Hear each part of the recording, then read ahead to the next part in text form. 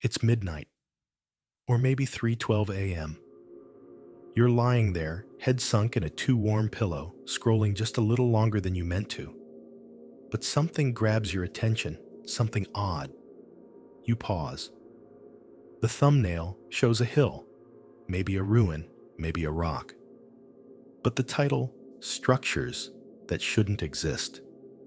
Structures that nobody's supposed to talk about. And now here we are.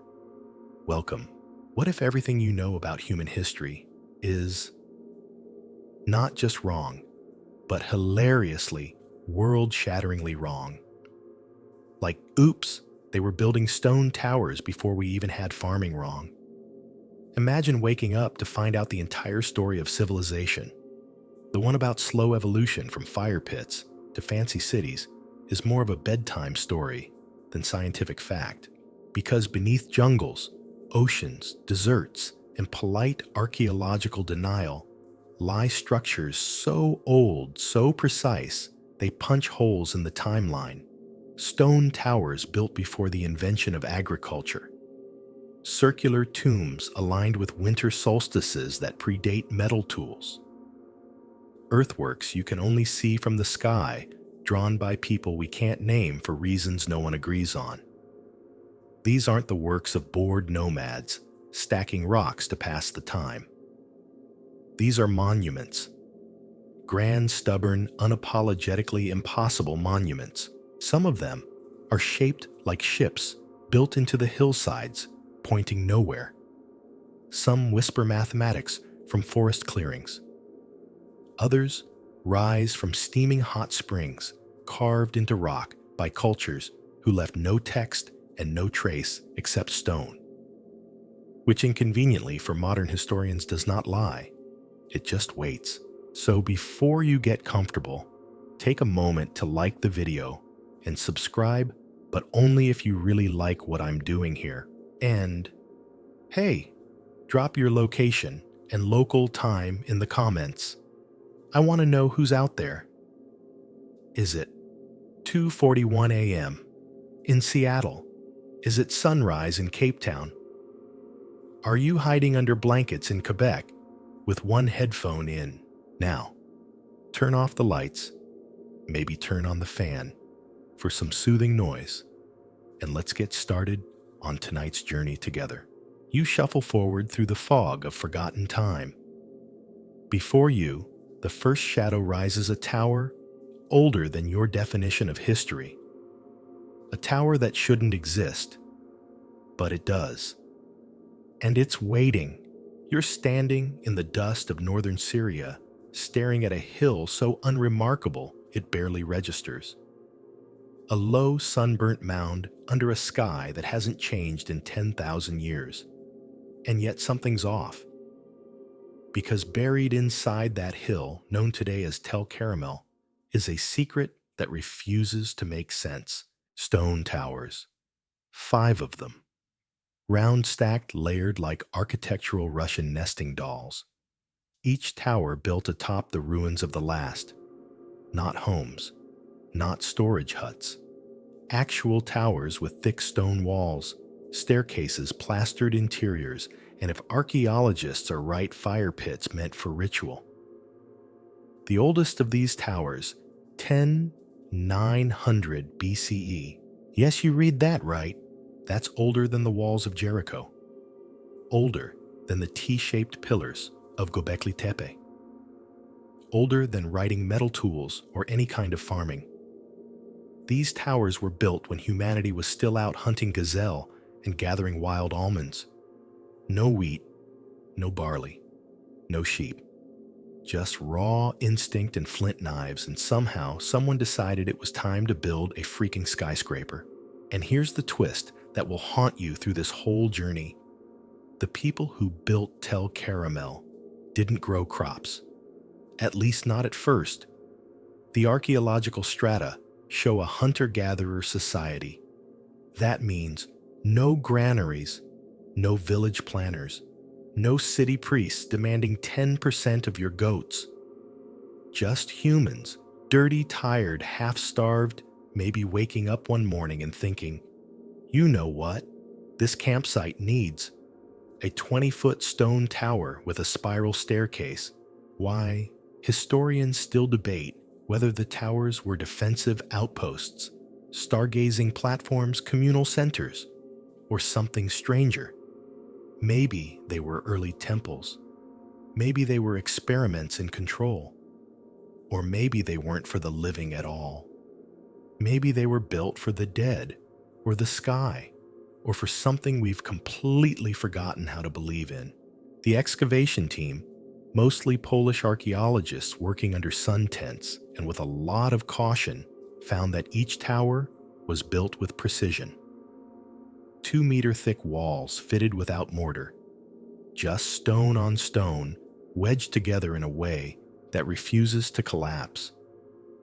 It laughs in the face of gravity, like someone had already figured this out, like this wasn't their first time. And that's the most unsettling part. It feels practiced. You don't build 5 towers across thousands of years unless you know exactly what you're doing. That implies legacy, blueprint, knowledge, maybe even memory. But memory of what? The story of Tel Caramel doesn't slot neatly into our version of history. We want to believe the timeline goes like this: fire, tools, farming, villages, religion, architecture, pyramids, us. Nice and linear. Tel Caramel throws that out the window. It's like finding a steam engine in the middle of a caveman campsite. Some people want to dismiss it as a fluke, a weird outlier, a couple of obsessive early Masons playing rock Tetris for no reason. But the towers say otherwise. They weren't improvising. They were executing a plan. A plan that didn't resurface for millennia. Here's what makes it even weirder. After this site, no one else built anything like it. Not for thousands of years. It's like this burst of advanced design flared up and then was gone. Like someone handed them instructions from a lost manual, watched them build, and then disappeared again into the dust. Okay, that's enough enlightenment for now. Back to berry picking. So what happened? One theory is that Tel Caramel was a rare point of contact where outside knowledge collided with early humanity. Maybe a wandering group brought the skills. Maybe they inherited them. Maybe there was something left over from a forgotten culture, one wiped out by a disaster we no longer remember. A flood, a plague, a slow collapse. Something whispered, then gone. Another theory suggests it's a remnant of what we might call deep time memory, echoes of a pre-agricultural society that retained building techniques from a much older epoch. But that just leads to another question. Where did the first version come from? And yet another theory? Well, it leans into the mystical. That early humans were guided not metaphorically, but literally, taught by something or someone else. That's not a theory you'll find in peer-reviewed journals, but you will find it carved into legends, oral traditions, and myths from all over the world. The idea of teacher beings, sky watchers, culture bringers, who appeared from above and left just as quickly. Convenient, maybe. But when you're looking at stone towers that predate agriculture, sometimes the convenient explanation starts looking less crazy. Want to hear something almost poetic? The towers were abandoned gradually. They weren't destroyed. They weren't burned. They were left. Covered slowly by wind, by dust, by silence, layered by the passing of seasons, not the violence of invaders. Like the builders knew it was time to go. Or like they knew no one would understand what came next. And that's where you come in, staring at these ruins from 12,000 years away, trying to feel something human in all that stone. Do you? Maybe it's the curve of the stairway. Maybe it's the fire pit that still smells faintly of ash. Maybe it's just the audacity of trying to build forever when the world didn't even have words yet. Tel Caramel isn't the beginning of this journey, but it's our first warning. Time doesn't move in a straight line, and memory doesn't always leave a trail of bones. Sometimes all we get is a hill, a dusty hill, with towers under it. You're standing on a plateau in southeastern Turkey, the sun baking the cracked limestone under your feet. No signs, no crowds, no glossy brochures, just a shallow rise in the earth and a few scattered rocks until the archaeologists point and the ground seems to open like a trapdoor into the past. Welcome to Carahantepe, the quieter, weirder cousin of Göbekli Tepe. But don't let the obscurity fool you. This site, this one might be even older. And more importantly, it was buried on purpose. Let that sink in. Someone 12,000 years ago built an underground complex with T-shaped monoliths and sacred chambers and then deliberately sealed it shut, like an ancient time capsule or a confession. What you see here isn't architecture for living. There are no cooking fires, no grinding stones, no trash middens, just ritual, precision, a stone-walled silence that feels like entering a temple to something we no longer remember how to believe in.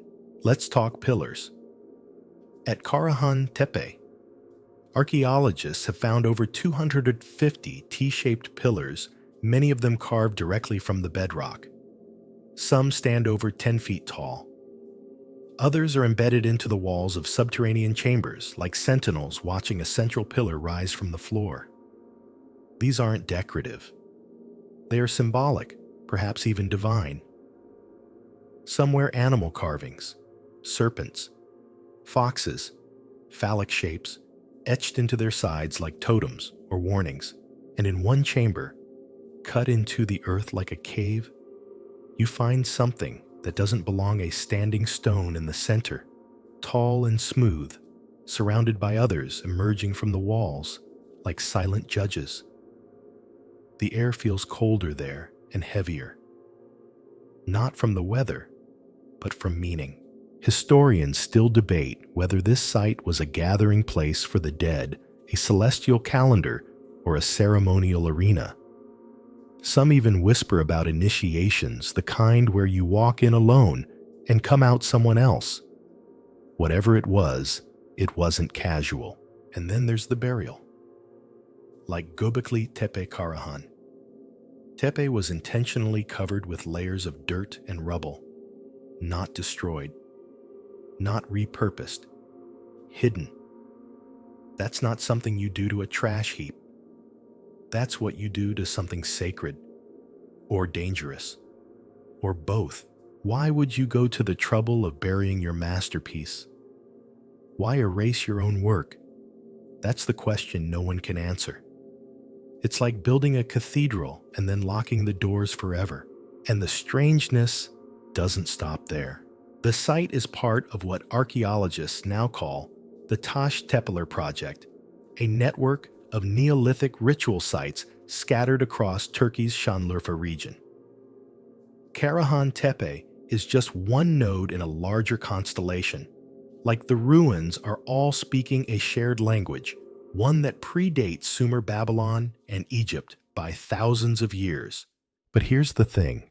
There's no sign of domestic life, no houses, no farms, just monoliths and walls, sunken chambers, and carved reliefs. Which means this wasn't a city, it was a belief system. Let that roll around in your head for a moment. Before humans built towns, they built temples. Before they figured out how to grow wheat, they figured out how to align stone with meaning. Think about that. That's like inventing stained glass before you invent windows. Carahantepe's builders were still technically hunter-gatherers. They hadn't yet transitioned to stable agriculture. They didn't have pottery, or wheels, or metallurgy. but they had the concept of sanctity and the will to carve it from bedrock. Archaeologists have found carved heads here stylized and eyeless, possibly representing deities or ancestors. One particularly eerie chamber features a group of upright stones, positioned like an audience. Some call it the Stone Assembly. And yes, it absolutely looks like something out of a fever dream courtroom. You don't know whether to bow or apologize or just slowly back away. The pillars speak a language we've lost. The foxes, snakes, and genital motifs hint at creation myths, fertility cults, maybe even early cosmologies. But we're guessing. We're always guessing. No inscriptions. No Rosetta Stone. Just stone and silence. Some researchers speculate that these underground chambers may have been acoustic, that they amplified chants or vibrations, that you could feel the sound move through the walls. Try humming in a stone room sometime. It hits different. Now imagine that multiplied by ancient intention and ceremonial rhythm. This wasn't just stonework. It was an experience. And like so many of these sites, Carahantepe has a sense of interruption. It wasn't conquered. It wasn't weathered by time. It was buried suddenly, as if someone said, "This knowledge is too dangerous," or "We're done here. Seal it." Maybe it was to protect it. Maybe it was part of the ritual. Maybe they believed their gods had departed, and they didn't want the place left open to the wind. Or maybe something darker happened. A trauma. A realization. A silence so big it had to be buried under dirt just to stop the echo. We'll probably never know. But you can feel it when you stand there, the strange gravity of meaning without explanation. Like a sentence with no verbs. Like walking into a cathedral with no altar, just symbols on the floor and pillars watching you breathe. And yet, for all its mystery, Carahantepe feels oddly familiar.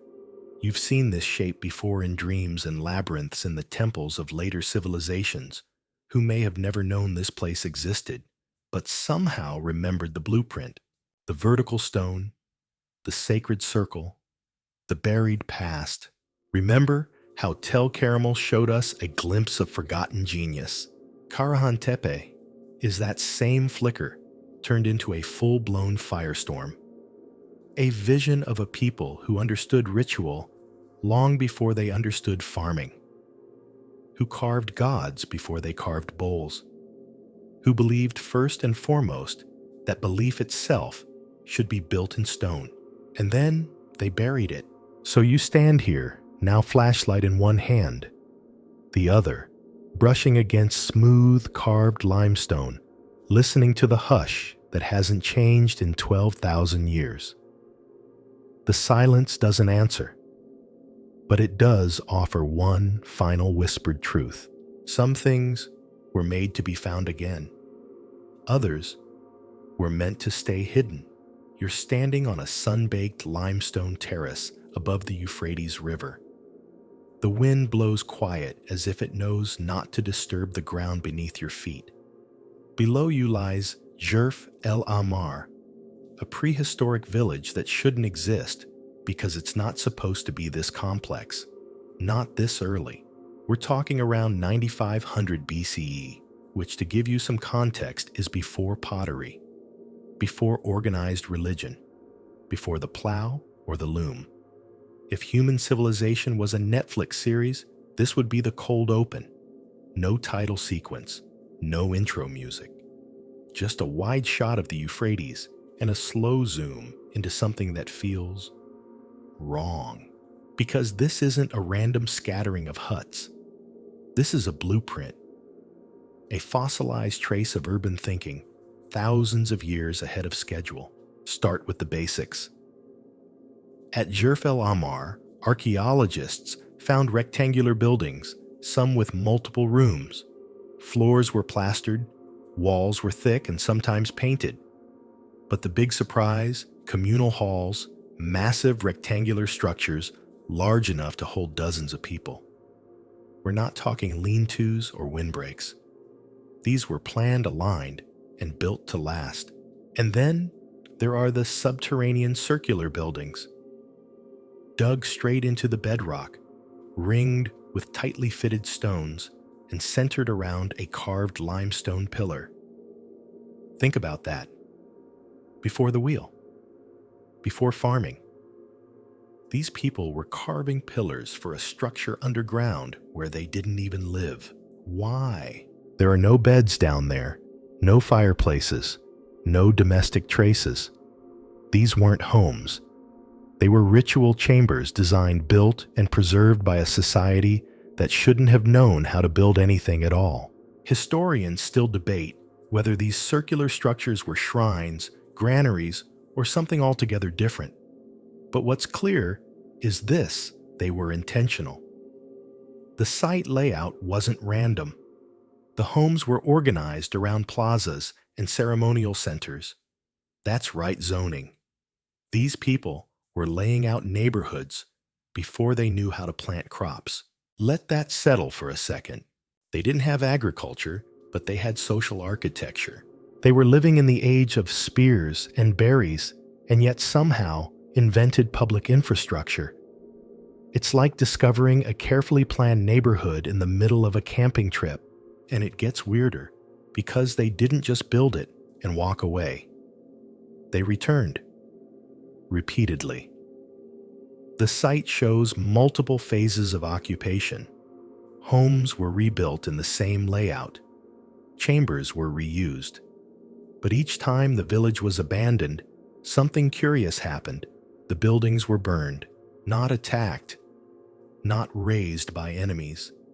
Burned intentionally. Charred timbers, scorched clay, collapsed roofs, all signs that these people torched their own village before moving on. Like some kind of ritual cleansing, a spiritual reset. Was it symbolic? A farewell? A sacrifice? We have no idea. But burning something you built with your own hands, especially when you don't even have spare labor lying around, isn't done lightly. There's another twist. Among the ruins are grain pits dug into the rock, lined and sealed. That suggests they were starting to dabble in early agriculture. Maybe they planted a few experimental plots. Maybe they stored wild barley and emmer wheat gathered from the riverbanks. But they weren't full-time farmers yet.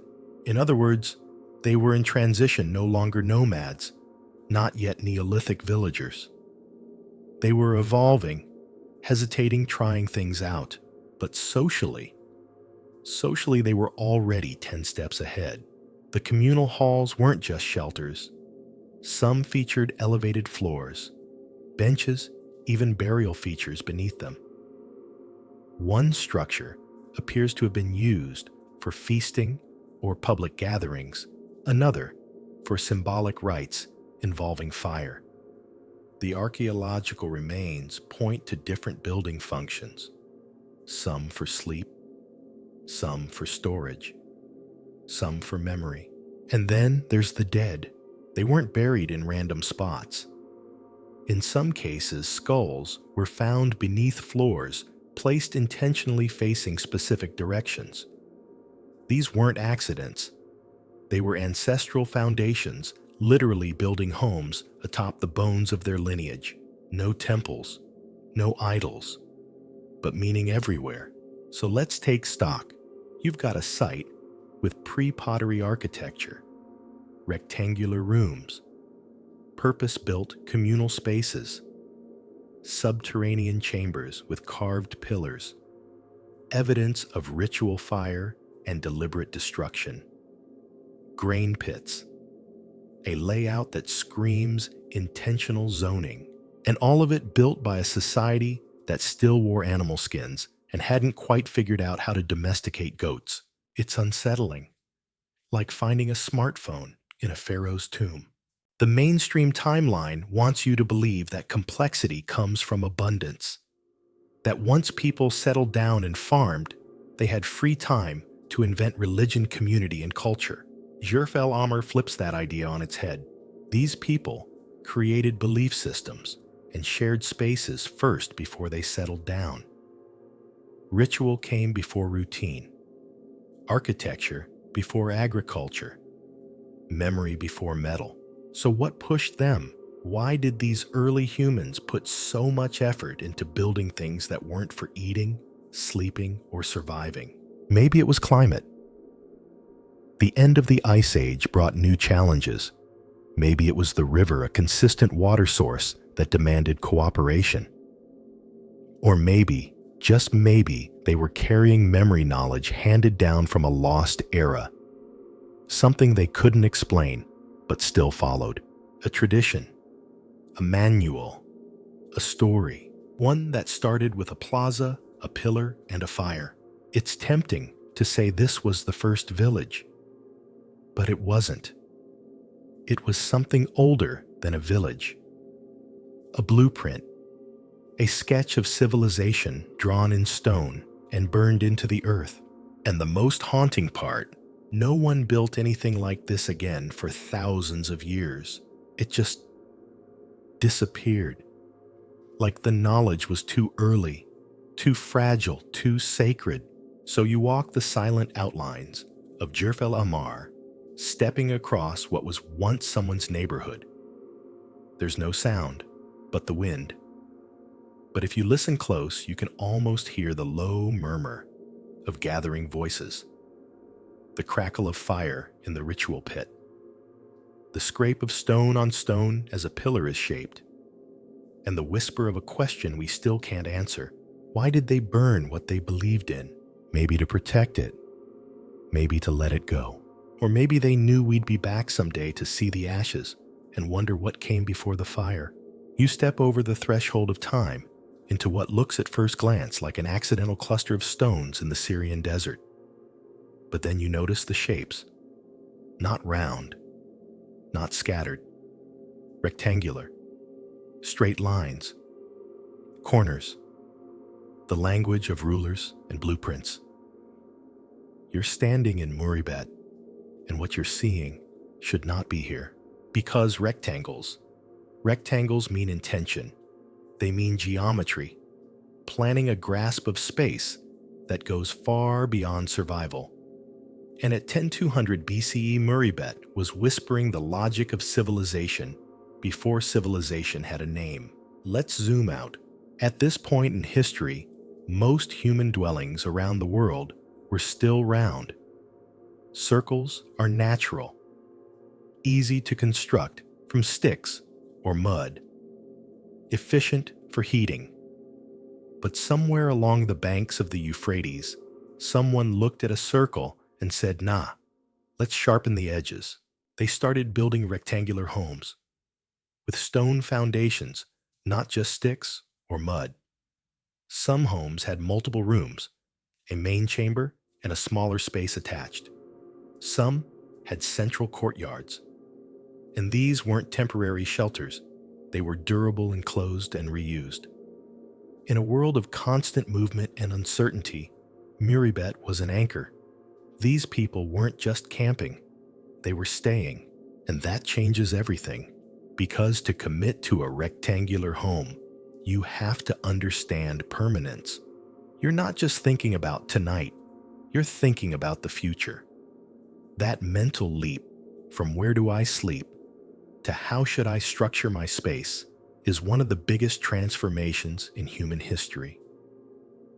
And at Muribbeet, that transformation didn't wait for agriculture to kick in. It preceded it. That's the paradox. These builders were still hunting gazelles and gathering wild plants. They hadn't yet domesticated animals. They didn't till fields. But they understood walls, boundaries, interior and exterior, public and private. And somehow that understanding was enough to reshape the way they lived. And they didn't stop at homes. Muribbeet also had communal buildings. Some may have been used for storage. Others, possibly for gatherings or rituals. And like Jerf el-Ahmar, the structures here weren't randomly placed. There was layout, a growing sense of order in a world still ruled by instinct and improvisation. One excavation even revealed traces of floors, possibly plastered or packed with ash and clay to create durable surfaces. These weren't just shelters from rain. These were environments, designed, controlled, and they hint at something even more unsettling: specialization. Some people were builders, others were hunters. Some stored grains. Others may have done something much stranger, because in Muribbeet's later layers, we start to see signs of ritual space. Stone platforms, burial sites.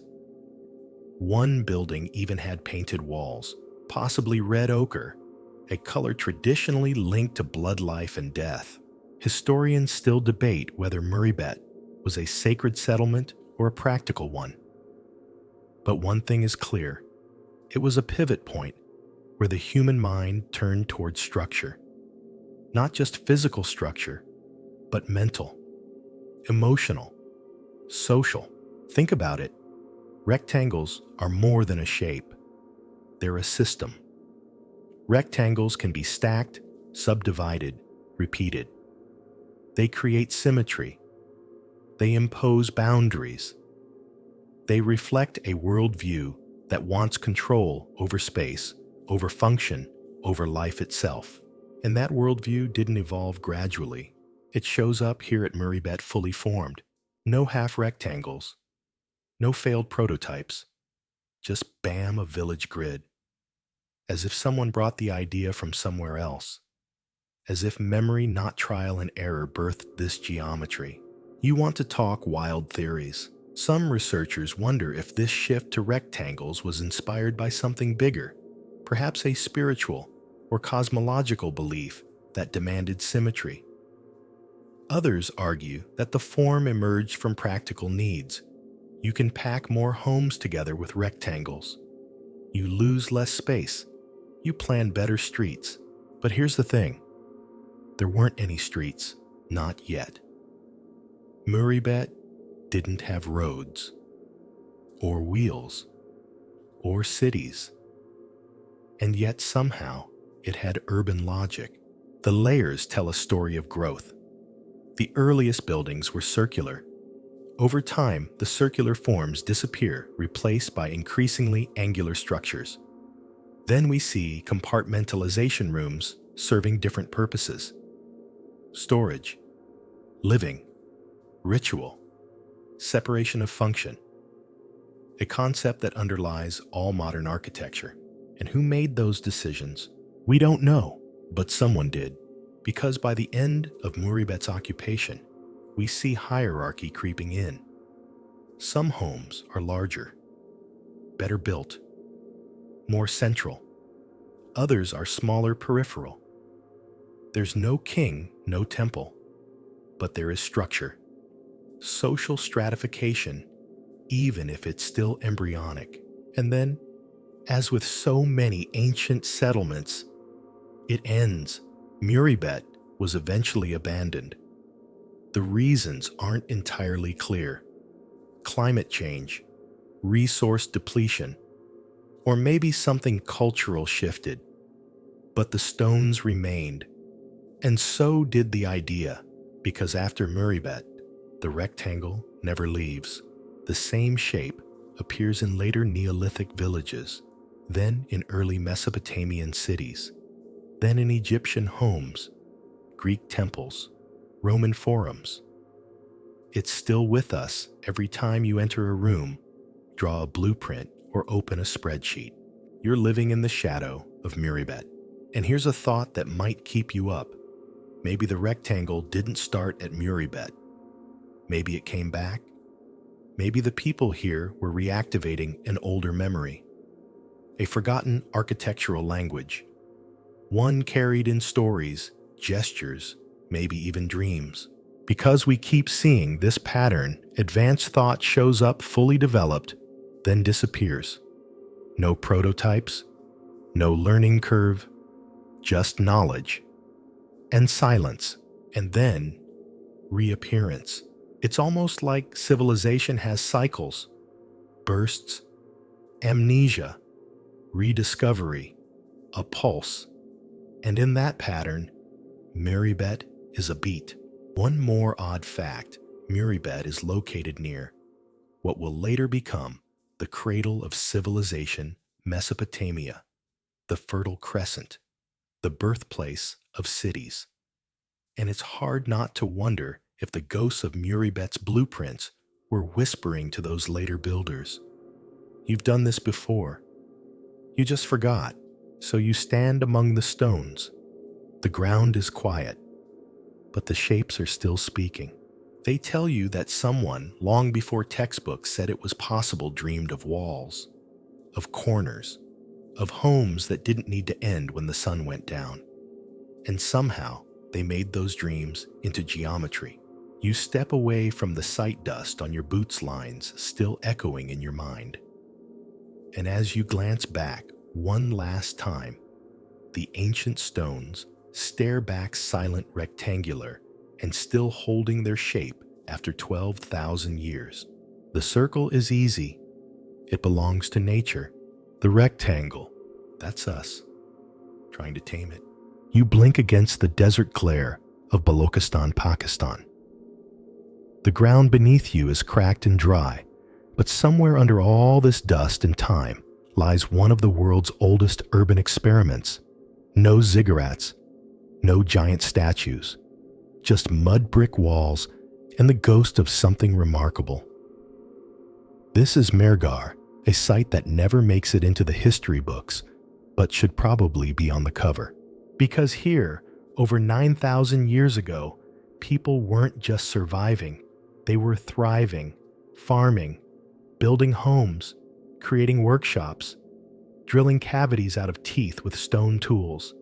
Yes, prehistoric dentistry. You're not even done brushing your teeth tonight, and these folks were already perfecting root canals before metallurgy. Let's rewind the clock. Around 7000 BCE, while much of humanity was still foraging and throwing rocks at goats, the people of Mehrgarh were planting wheat and barley, domesticating zebu cattle, and weaving the world's first neighborhood, not in stone, but in mud brick. And that might sound humble, but mud brick is how civilization begins. You can't build without it. You can't organize without it. You can't pass anything down without deciding, this structure should outlast me. The houses at Mehrgarh weren't caves or tents. They were rectangular, multi-roomed with courtyards and granaries and storage bins. Some even had drainage systems, basic but intentional. And that means these people weren't just living day to day. They were investing in the future. But here's the kicker, they didn't stop at homes. The site reveals workshops where flint tools were crafted with assembly line precision. Later layers show an explosion of bead-making tiny delicate carnelian turquoise and lapis beads drilled with stone tools and polished with sand. Some of the beads are so fine, modern gemologists still don't understand how they pulled it off. That's not survival behavior. That's culture. That's art. And then there's the dental drill. Yes. In one grave, archaeologists found a male skeleton with a perfectly round cavity drilled into a molar. No signs of infection. Clean edges. Estimated age, over 9,000 years old. That's the oldest known dental work on the planet. No gold fillings, no flossing lectures, but someone somehow knew how to relieve a toothache with surgical precision. Historians still debate whether it was for healing or ritual. Either way, it suggests a level of medical experimentation most societies wouldn't dare touch until the Bronze Age. And that's just the daily life. Death, too, was a carefully curated affair at Mehrgarh. The dead weren't tossed into shallow pits. They were buried with care. In graves with goods, shell bangles, Beads, tools, even decorated pottery in later periods. The bodies were laid in deliberate postures, often on their sides, sometimes with knees drawn up as if sleeping. One grave shows a child buried with a toy, a small figurine. Think about that. Someone grieved. Someone placed it there. Grief is old. So is love. And then the site evolves. Over thousands of years, the settlement grows. Buildings become more complex. Kilns appear. Copper tools begin to replace flint. Agriculture becomes institutional. Irrigation systems hint at land management.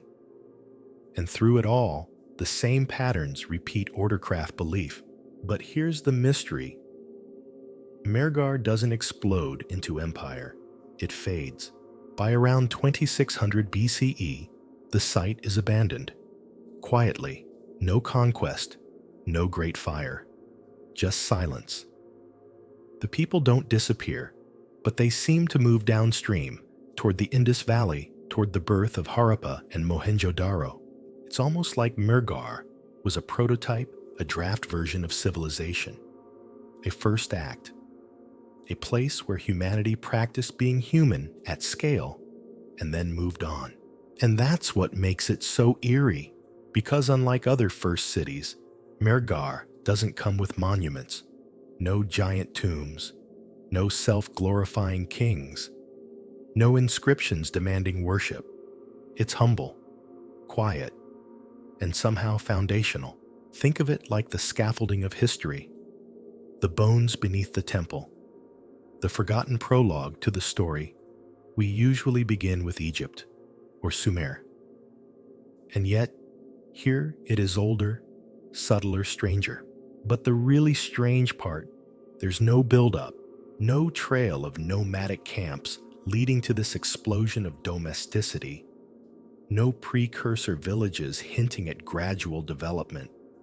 It's as if people just appeared here, fully prepared to farm, build, and drill teeth.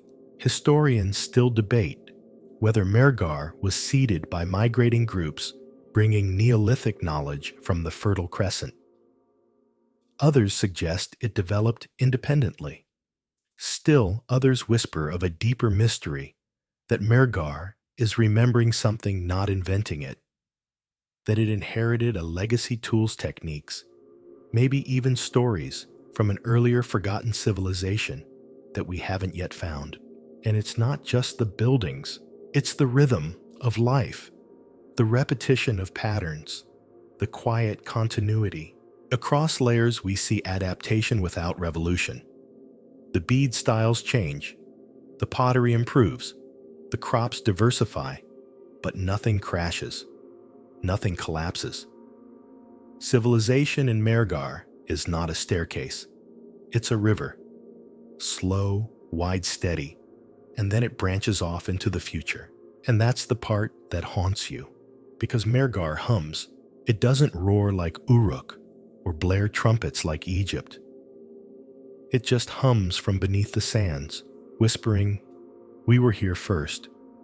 We figured it out. We laid the bricks so others could build towers." So what do we take from this? That civilization didn't start with kings. That agriculture didn't trigger culture. It may have followed it. That people don't need gods or palaces to start building meaning. They just need time, a few bricks, and maybe the memory of something older still. As you stand there, brushing your fingers over a sun-baked wall that once sheltered laughter, sleep, and sorrow, you feel the weight of something ancient. Not grand, not flashy, just human. And sometimes, that's the biggest miracle of all. You hear it before you see it, a soft hiss in the distance, like the earth is exhaling. Then the steam rises, curling through the trees in translucent threads. Beneath your feet, the soil is warm, and there's a scent in the air, metallic, ancient, like the breath of some slumbering beast. You're standing at Aqua Calidae in modern-day Bulgaria. But long before the Romans ever named it hot waters, this place was already sacred. And not just warm and cozy, we're talking sacred enough to build around for 7,000 years. That's not a typo. 7,000 years before temples, before ziggurats, before the concept of a nation. This site was already drawing people in, not just to bathe, but to build. And what they built wasn't for comfort, it was for connection. At the heart of Aqua Calidae is a thermal spring constantly bubbling up from the deep veins of the earth. The waters never stopped. Archaeologists say it's flowed continuously for millennia. To early humans, this wasn't geology. It was divine intervention. Water that comes hot from the earth. That's not just useful, that's alive. So they started building. The earliest layers, long predating Roman baths, show signs of stone platforms, walls, channels, and ritual zones. No fancy tools, no inscriptions, just precision. Deliberate choices made with stone and mud brick centered obsessively around the spring. They weren't building cities. They were building shrines. And not just practical shrines either. This wasn't about making hot tubs.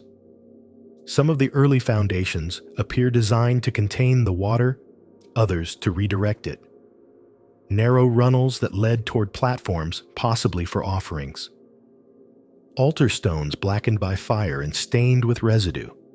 Bones to animal remains placed neatly in pits as if part of a larger performance. Historians still debate whether Aqua Calidae was a temple, a sanctuary, or a kind of spa for the divine. But they agree on one thing: it wasn't casual. You don't shape stone around boiling water unless you believe you're shaping something eternal. There's something oddly comforting about the way this site evolves. Later, the Thracians came, then the Romans, then the Byzantines, and eventually the Ottomans. Each group added their layer baths, fortresses, chapels, but they never built elsewhere. They always came back to this spring. You know what that means. No one could ignore it, not even the conquerors. They tore down walls, yes. They brought their own gods, certainly. But they left the water alone, because the water didn't belong to them. It belonged to time. And the earliest builders, the anonymous pre-literate people who saw steam rising from rock and decided to answer it with architecture, they're the ones who set the tone.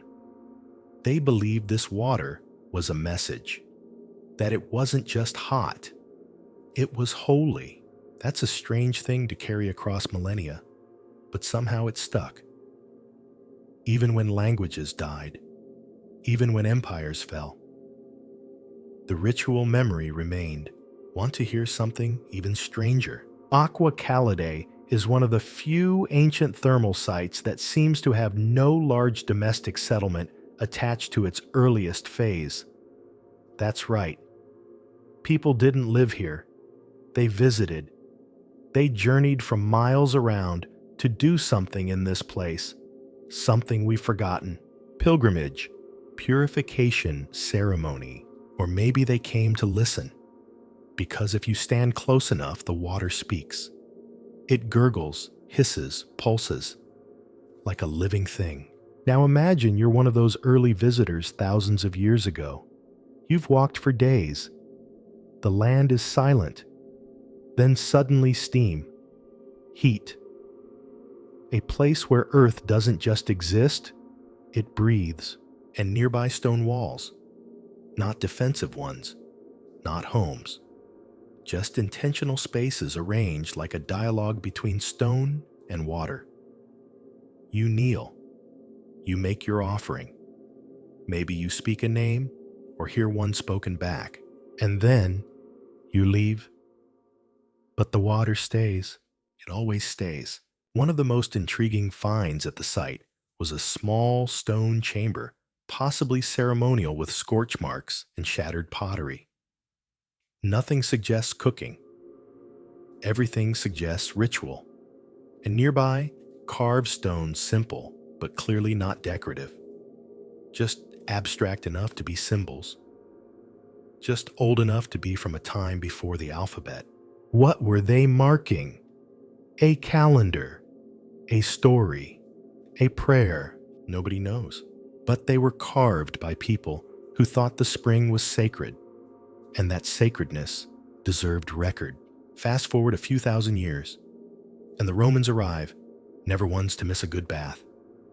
They construct a full, complex, massive bathing halls, vaulted ceilings, sophisticated plumbing, changing rooms, massage courtyards, the works. But even then, they treat the core spring as special. The hot room was built around it, not on top. It's like every culture that came through said, yes, we'll build, but not there. That's for the gods. And here's something eerie. When archaeologists excavated the layers beneath the Roman structures, they didn't just find debris. They found continuity. The earlier platforms mirrored later ones. The geometry stayed consistent. The central channels were preserved. In a world where conquerors usually flatten everything, Aqua Calidae remained in dialogue with its past. It's humbling, really, because we like to think of ancient builders as primitive, as improvisers. But here, they were listeners, architects of a conversation with the earth. And they weren't interested in making a name for themselves. They made spaces, then vanished. No plaques, no royal tombs, just the water, and the stone, and the feeling lingering even now that this place means something. That maybe when people say the earth is alive, they're not being poetic. Maybe they're remembering. So you sit on a broken platform, steam curling around your ankles. The sun is low. You dip your fingers into the water, still warm, still rising from the core of the world. And you think about that first builder, that first carved rock, that first prayer whispered into vapor. No matter what we build, we always come back to the source, to the warmth, the silence, the stone, to the idea that sacredness is a place, and it never forgets us. At first, it just looks like a hill, a long, gently sloping ridge tucked into the wind-beaten coastline of Brittany, France. It's covered in soft grass, dimpled by rain, and so ordinary you might mistake it for a natural formation until you start climbing. Then you see it's stone, tons and tons of stone. Beneath your feet is Barnenez, a 330-foot-long, 82-foot-wide, and 30-foot-high Neolithic tomb built over 600 to 800 years ago. That's older than Stonehenge by more than a millennium. Older than the Great Pyramid of Giza by 2. It's not just a mound. It's a megalithic institution, and it is absolutely, unapologetically overbuilt. It has 11 separate burial chambers. 11. Each accessed by its own long, narrow stone corridor, like a row of doorways into the underworld. And those corridors, they weren't tunneled later. They were part of the plan from the beginning. The builders knew exactly how to stack these massive slabs, how to corbel vault the ceilings, how to layer the earth, how to lock it all together without the benefit of wheels, pulleys, or even metal tools. No shortcuts, no improvisation. Just 13,000 tons of stone placed one block at a time. Who does that? People with a purpose. People who believed that the dead should be buried in permanence. That memory should be engineered. That death deserved architecture. And here's where things get unsettling. Because Barnenez wasn't just functional, it was aesthetic. Inside the tombs on the granite walls, you'll find carvings, chevrons, serpent-like motifs, axes, patterns that look eerily like a symbolic language, maybe even a kind of proto-script. Some say it was decorative. Others believe it encoded spiritual meaning protection, for the dead, or perhaps a message to whoever might open these tombs thousands of years later. Yes, you. One carving in particular, a serpent-like line undulating between two axes, has sparked endless speculation. A myth, a journey, a warning nobody knows. And there are no translation guides, no Rosetta Stone for this early spiritual code. Historians still debate whether the symbols represent celestial bodies, tribal emblems, or metaphors for rebirth. But they all agree on this: they weren't random. They were intentional. And the effort it took to carve them into massive stone blocks buried in narrow tunnels, that wasn't done for fun. Barnenez is a statement, a declaration by a society that didn't just bury its dead and move on. It designed death. It constructed ritual space with more complexity than most modern churches. And it did so with no writing, no wheel, and no metal tools. That's what keeps archaeologists up at night, because this level of engineering doesn't show up gradually, it erupts. Before Barnenez, there's no real precedent in the region. No experimental versions. No scattered half-built tombs. It's like someone turned on the architectural switch and said, "Here's how you build legacy." And then, just as suddenly, it disappears again. Nothing else, like Barnenez, is built for centuries. Which leaves you wondering, where did the knowledge go? Let's talk about what it took to build this thing. Moving one stone, weighing several tons, without animals, without wheels, without cranes, that's a miracle. Now multiply it by thousands. These stones were dragged, lifted, stacked, and interlocked with nothing but human willpower and probably a lot of shouted instructions. And this wasn't a weekend project. The tomb appears to have been built in phases, expanded and modified over the course of centuries. That's generational effort. That's people passing down plans, rituals, and construction techniques through oral tradition. Here's how you honor the dead. Here's how you build so the tomb doesn't collapse. Here's what goes in the chamber. Here's how you carve the snake. That's civilizational continuity. And in a time when most of the world was still figuring out how to not die of exposure, that's wildly sophisticated. But here's where it gets even more interesting. The orientation of Barnenez suggests celestial alignment. Several of the tomb entrances face sunrise on significant dates, possibly solstices, possibly agricultural markers, which means this wasn't just a tomb. It was a cosmic interface, a place where death met time, where ancestors were buried with a view of the stars. This aligns Barnenez with a much wider tradition of megalithic astronomy, from Newgrange in Ireland to the Stone Rose of Brittany, to the mysterious alignments in Malta. These cultures, separated by geography and language, seem to have shared a single belief that the heavens mattered even underground. And then there's the location. Barnenez overlooks the Bay of Morlex, a wide sweep of sea that would have been visible for miles even in the Neolithic. Picture it, this massive stone structure rising from the land like a fortress of the dead with the sun glinting off the waves in front of it. You don't pick that view by accident. You pick it because it means something. Was it about return resurrection watching over the living? We don't know, but we feel it. You stand at the entrance of one of the chambers, stoop low to avoid the ceiling, and shuffle slowly down the passage. The air is still, the light dim. Your breath echoes back. And when you reach the inner room, you realize something quietly devastating. This place was never meant for tourists. It was meant for eternity. The stones don't care if you understand the carvings. The walls don't need your approval.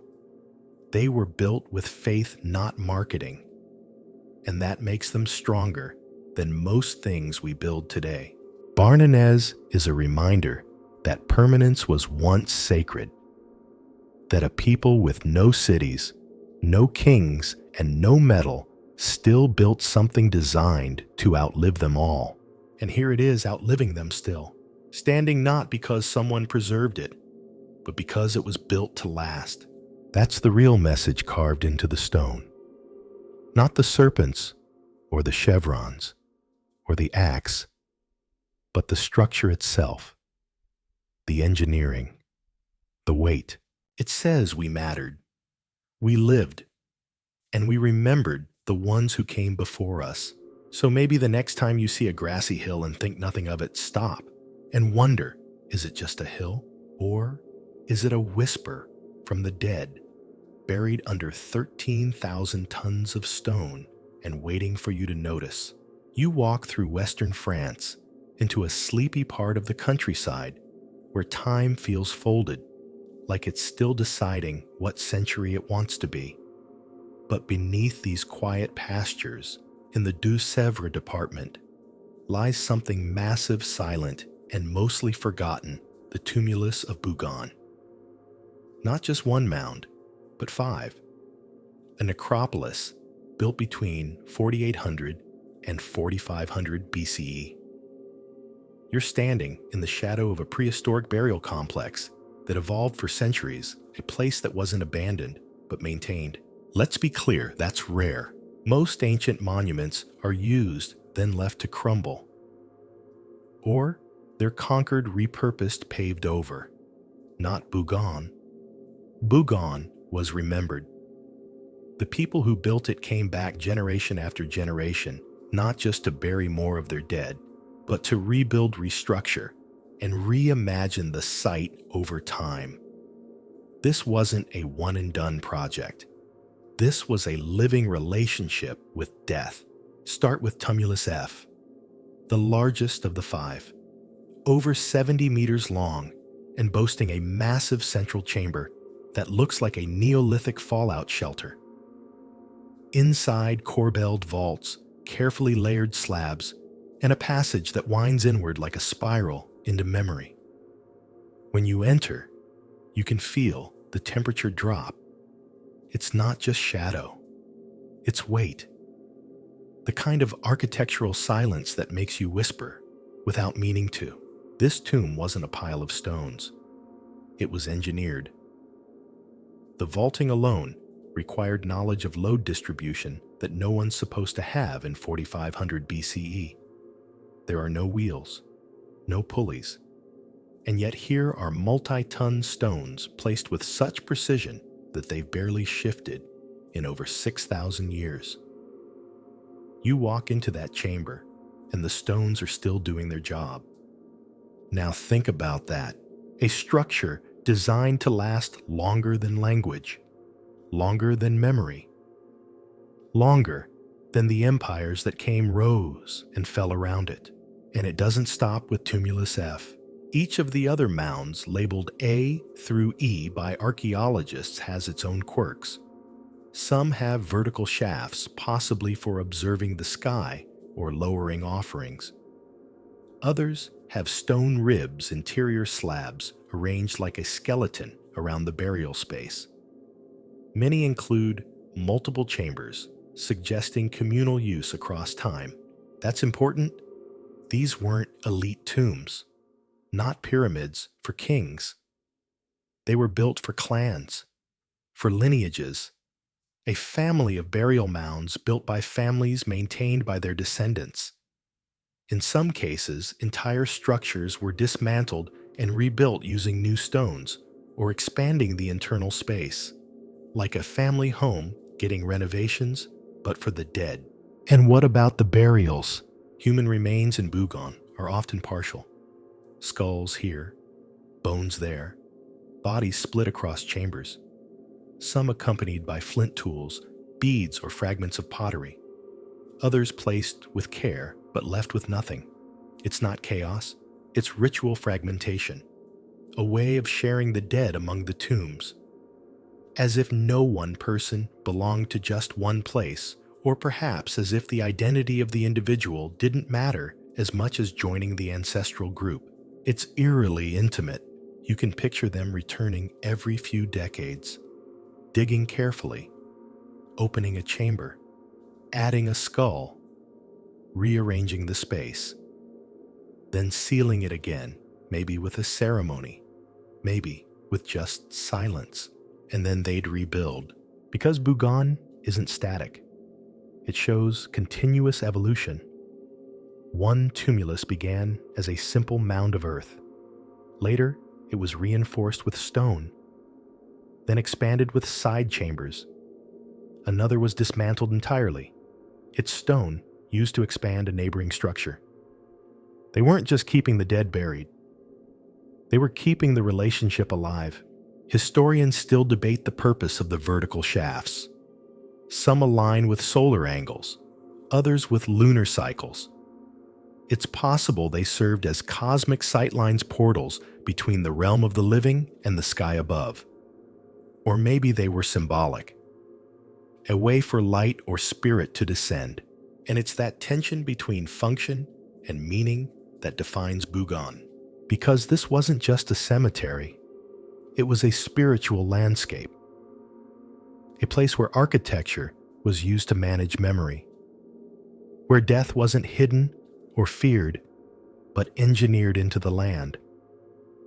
You don't build a chamber with 10-ton capstones unless you think someone or something is still going to be using it long after you're gone. Want an odd fact?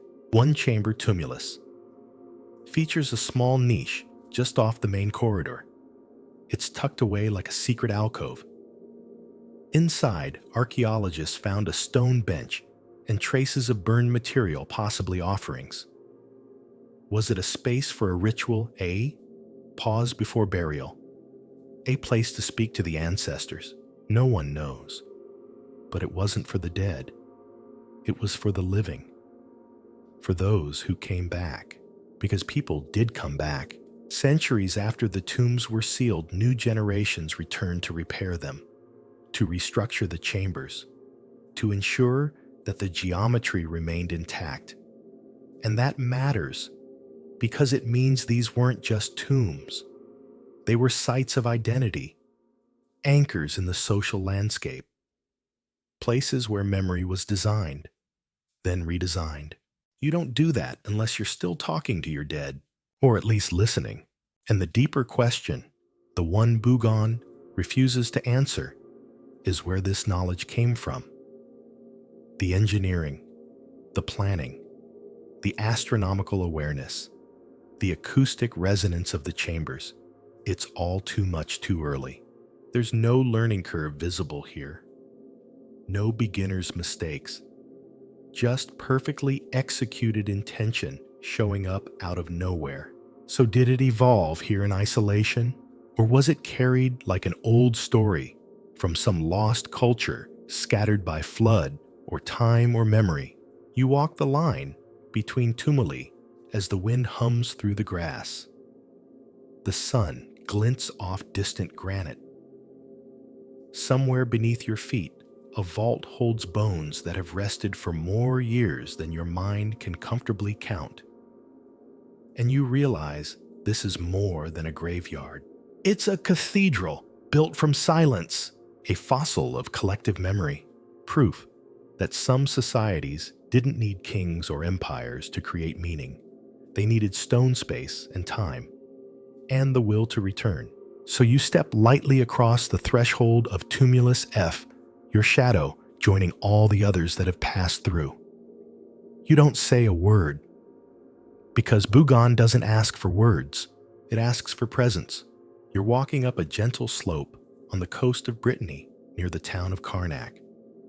The sea is behind you, the wind humming low, the grass soft beneath your shoes. You reach the top of the hill, and it hits you. You're not standing on earth. You're standing on a mountain of stone.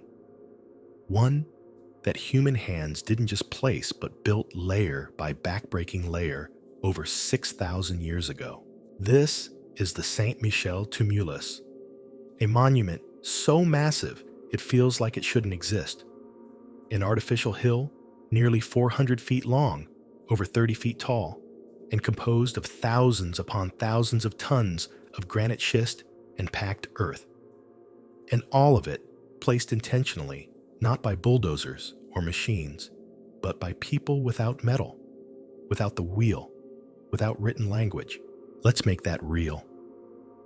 Picture thousands of baskets, each filled with earth or stone, carried by hand, piled with purpose, over years, maybe decades, all to create a hill that wasn't just a tomb, but a statement. Why? Because someone very important was buried here. Maybe a chieftain, maybe a priest, maybe someone who was both. But it wasn't about who as much as what it meant. This wasn't just for the dead. It was for the living, for the generations who would look up at this green slope and remember we came from somewhere that mattered. And that's what makes Saint Michel so powerful. It wasn't meant to be seen from above like a pyramid. It was meant to become the landscape, to look natural, like the memory it carried had always been here. But under that calm exterior lies a labyrinth of intent. At the core is a central burial chamber, a rectangular vault built from massive slabs of stone. No mortar, no decoration, just raw force. The roof alone weighs multiple tons. Getting it into place would have required knowledge of leverage and stress that still stuns modern engineers. And it doesn't stop there. In addition to the central chamber, there are side compartments, passageways, and additional vaults, each one placed with precision. Some contain grave goods tools, pottery beads. Others hold only silence. Historians still debate the identity of the person buried here. No name remains. No carved stele. Just bones and the weight of collective memory. Because Saint Michel wasn't a solo effort. You don't build a stone mountain by yourself. You need hundreds of people working in unison, returning day after day, generation after generation. That's not just architecture. That's community architecture. A society organized enough to sustain monumental labor and to believe in its value. And they didn't stop once the tomb was sealed. Over the centuries, the site was modified, expanded, reinterpreted.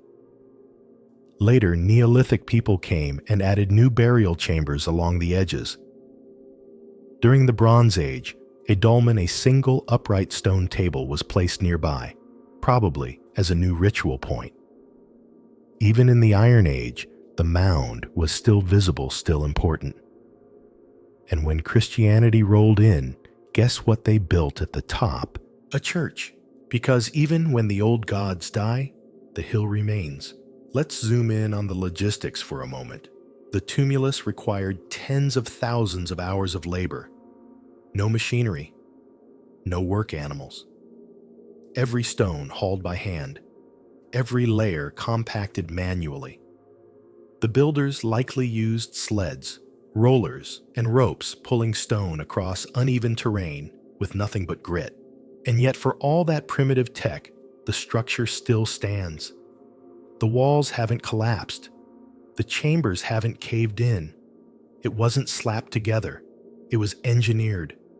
Surviving millennia is not an accident.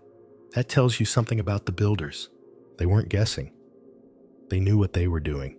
So, where did that knowledge come from? No earlier mound of this scale has been found in the region. No practice versions. No failed prototypes.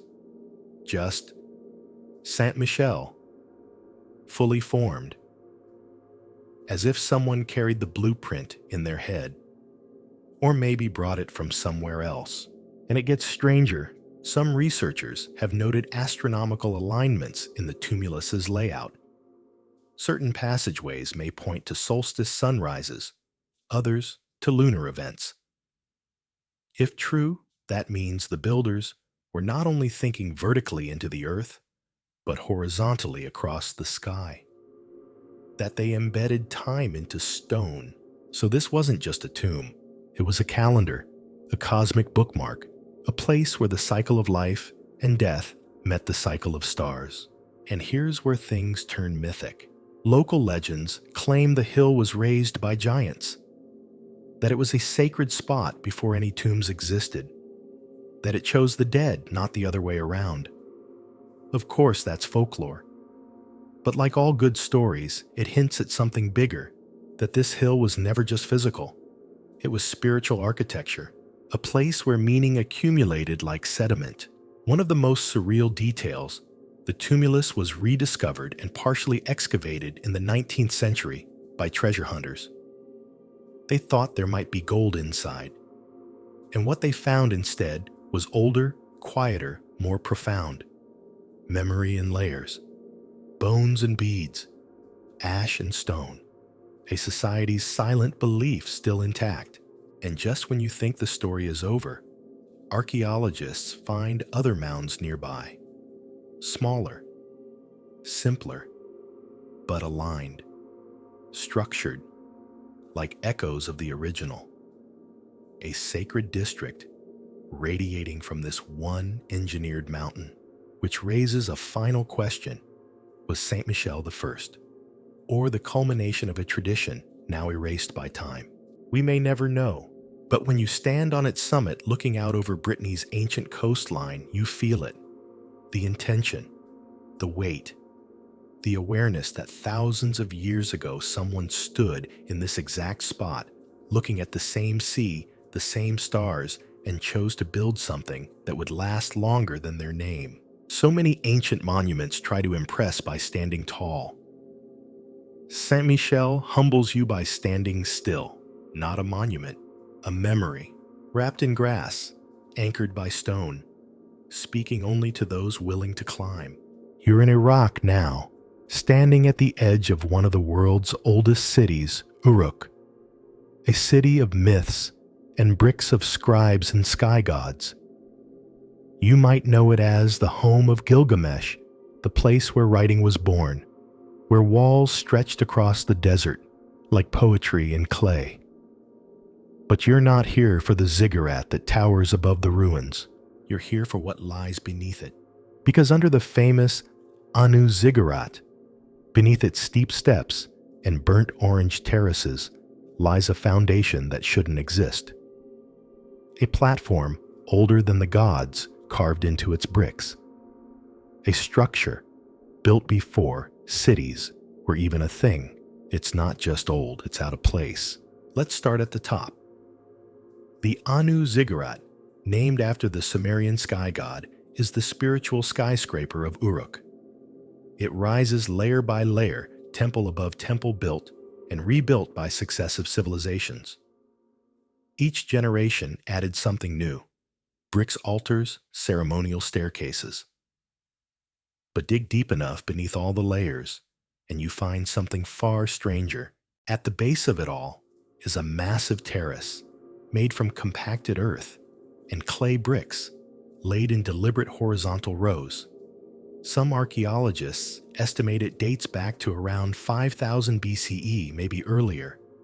That's 1,000 years before the rise of Sumer, before cuneiform, before the standard urban toolkit of walls, roads, palaces. So what was it? It wasn't a home. No hearths, no kitchens, no signs of domestic life. It wasn't a granary either, too elevated, too ceremonial. And it wasn't a burial site. No bones, no offerings. Just a clean, carefully leveled platform rising above the Mesopotamian floodplain like a dry island in the sea of early prehistory, and at its summit, a small temple. Nothing flashy. Just a modest structure, probably made from mud brick, with evidence of burning, possibly for offerings, possibly from later renovations. But the message is clear.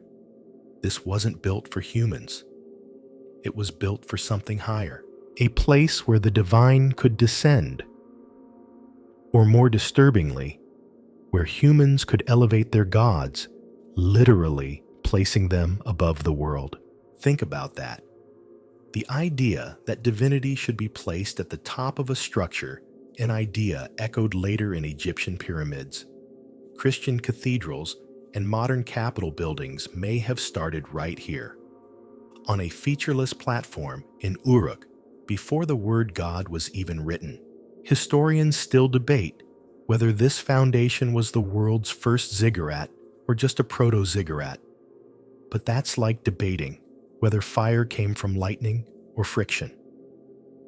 Either way, someone lit the first spark, and it gets weirder. There are no similar platforms in the region from the same time period. No half-built versions. No collapsed prototypes. The idea doesn't seem to evolve. It just appears perfectly formed, scaled symmetrical, and utterly out of sync with the surrounding archaeological record. Where did the idea come from? Was it born here, among a people who were just beginning to cluster into permanent settlements? Or was it inherited from an older tradition, now buried beneath millennia of silt and silence? We don't know. But this platform tells us something crucial. The people who built it were already thinking vertically. Not just stacking bricks, but stacking meaning. Because this platform wasn't about convenience. It was about elevation. About creating a literal and symbolic distance between heaven and earth. It implies hierarchy cosmology and abstraction concepts we're not supposed to associate with people who hadn't yet mastered writing. And yet here it is. Here's another twist. Later generations never destroyed it. Every time the Anu Ziggurat was rebuilt, and it happened many times, they preserved the base. They didn't dig it out or flatten it. They just built higher layering temple on top of temple, always respecting that original foundation. As if they knew better than to tamper with it. As if that original structure was sacred beyond comprehension. The modern equivalent would be like building a skyscraper on top of a mysterious stone slab that predates all known history and no one dares move it. So what exactly was going on in Uruk? This wasn't a small settlement growing into a city. It was a place where religion, architecture, and authority converged before they had names for any of those things. The Anu cult devoted to the sky god emerged here. Anu wasn't just one god among many, he was the top. The unreachable. The one who lived at the highest point looking down on the rest. The ziggurat was his launch pad, his throne, his mountain. But maybe Anu didn't start as a god. Maybe he was a concept, a symbol for the unreachable, the abstract, the vast. And maybe this platform wasn't just a place to worship Anu. Maybe it was the moment humans realized that belief could be built, that a structure could be a sermon. It's also worth noting the earliest writing in the world appears not far from here, also in Uruk, also centered around temples. The first scribes weren't recording poetry or laws. They were recording offerings, rituals, inventories for gods. That's not an accident. Temples, like the Anu Ziggurat, weren't just spiritual hubs. They were administrative centers, early banks, the original town halls. The people who built that first platform may not have known they were creating a model for all of human government, but they did it anyway, and they did it with bricks. Thousands of them molded from clay, sun-baked, and stacked in perfectly aligned rows. Some were sealed with bitumen, an early tar-like substance that made the structure water-resistant. That's engineering. That's intentional durability. So here's the haunting part. If you strip away the outer temples, remove the staircases and parapets, dig beneath the fallen walls and shattered bricks, you still find that same platform sitting in the soil like a secret that doesn't want to be remembered. But it's there, and it's not going anywhere. You stand on the edge of the foundation, looking out at what remains of Uruk. The walls are gone. The statues are shattered. The scribes long forgotten. But this idea in clay, this elevation of belief, it still holds. And maybe, just maybe, it was never built for gods. Maybe it was built to remind us that even in the absence of names, in the absence of tools, in the silence before cities, we still knew how to raise meaning out of mud. You stand on a quiet island in the English Channel, halfway between Normandy and Cornwall.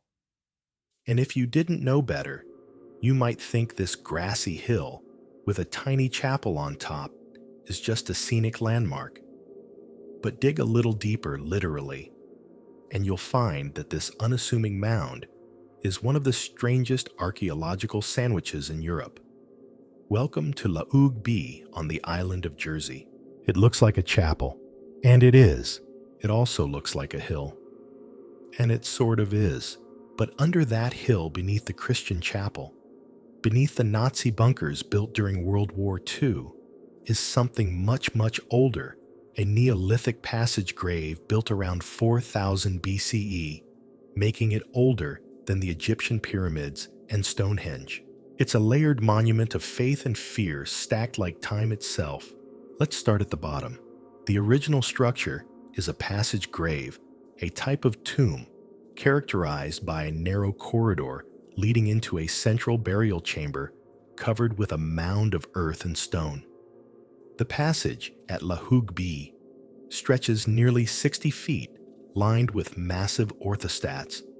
Those upright stone slabs you find in every Neolithic mystery worth its salt.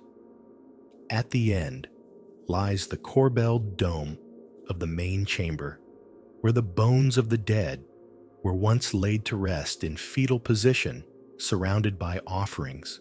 And it's not just the architecture that boggles the mind, it's the alignment. Twice a year, on the spring and autumn equinoxes, the rising sun shoots down the narrow passage and illuminates the inner chamber. Perfectly, not a foot off, not even a few degrees. And this was done 6,000 years ago, without telescopes, without compasses, without blueprints. Just observation memory and an unshakable desire to make stone speak to the sky. Now think about what that means. These weren't just tombs. They were calendars, cosmic clocks, ritual theaters. People came here not only to bury the dead, but to witness the moment when light pierced death, when the sun reminded them that even in darkness there's return, resurrection, balance. Historians still debate whether Hougue Bie was used primarily for burial ceremonies or celestial observation. The likely answer, all of the above. Because the people who built this weren't separating the sacred from the scientific. To them, it was all one and the same. Now, fast forward a few thousand years. In the 12th century, a Christian chapel was built directly on top of the mound. And not just near it, on it, like a crown of stone upon a skull. The chapel was dedicated to Notre Dame de la Clarté and Saint Michel, the latter being the archangel most commonly associated with high places and heavenly battles. It's not hard to imagine that even in the Christian era, people sensed the spiritual gravity of this hill. They may not have understood what lay beneath, but they felt it. And then comes the strangest layer of all. During the German occupation of Jersey in World War II, Nazi soldiers excavated the hill to build machine gun bunkers inside it. They didn't know or didn't care that they were tunneling into a Neolithic tomb. They just needed a vantage point and some reinforced concrete. So they burrowed in built steel rooms into ancient silence and posted lookouts with rifles where stone ancestors once lay. The past wasn't whispering here anymore. It was screaming, and no one was listening. Today you can walk through those bunkers, You can descend from the peaceful chapel through layers of time into corridors that once echoed with machine guns, and deeper still into the cool hush of the passage grave itself. It's hard not to feel the collision. Faith built on faith. War carved into peace. Sacred space interrupted by fear. And through it all, the sun still rises, and the light still strikes the chamber twice a year, just as it did 6 millennia ago. But how did the Neolithic builders do it? No one's entirely sure. They likely spent years observing the sun's path, marking its rise, waiting, watching.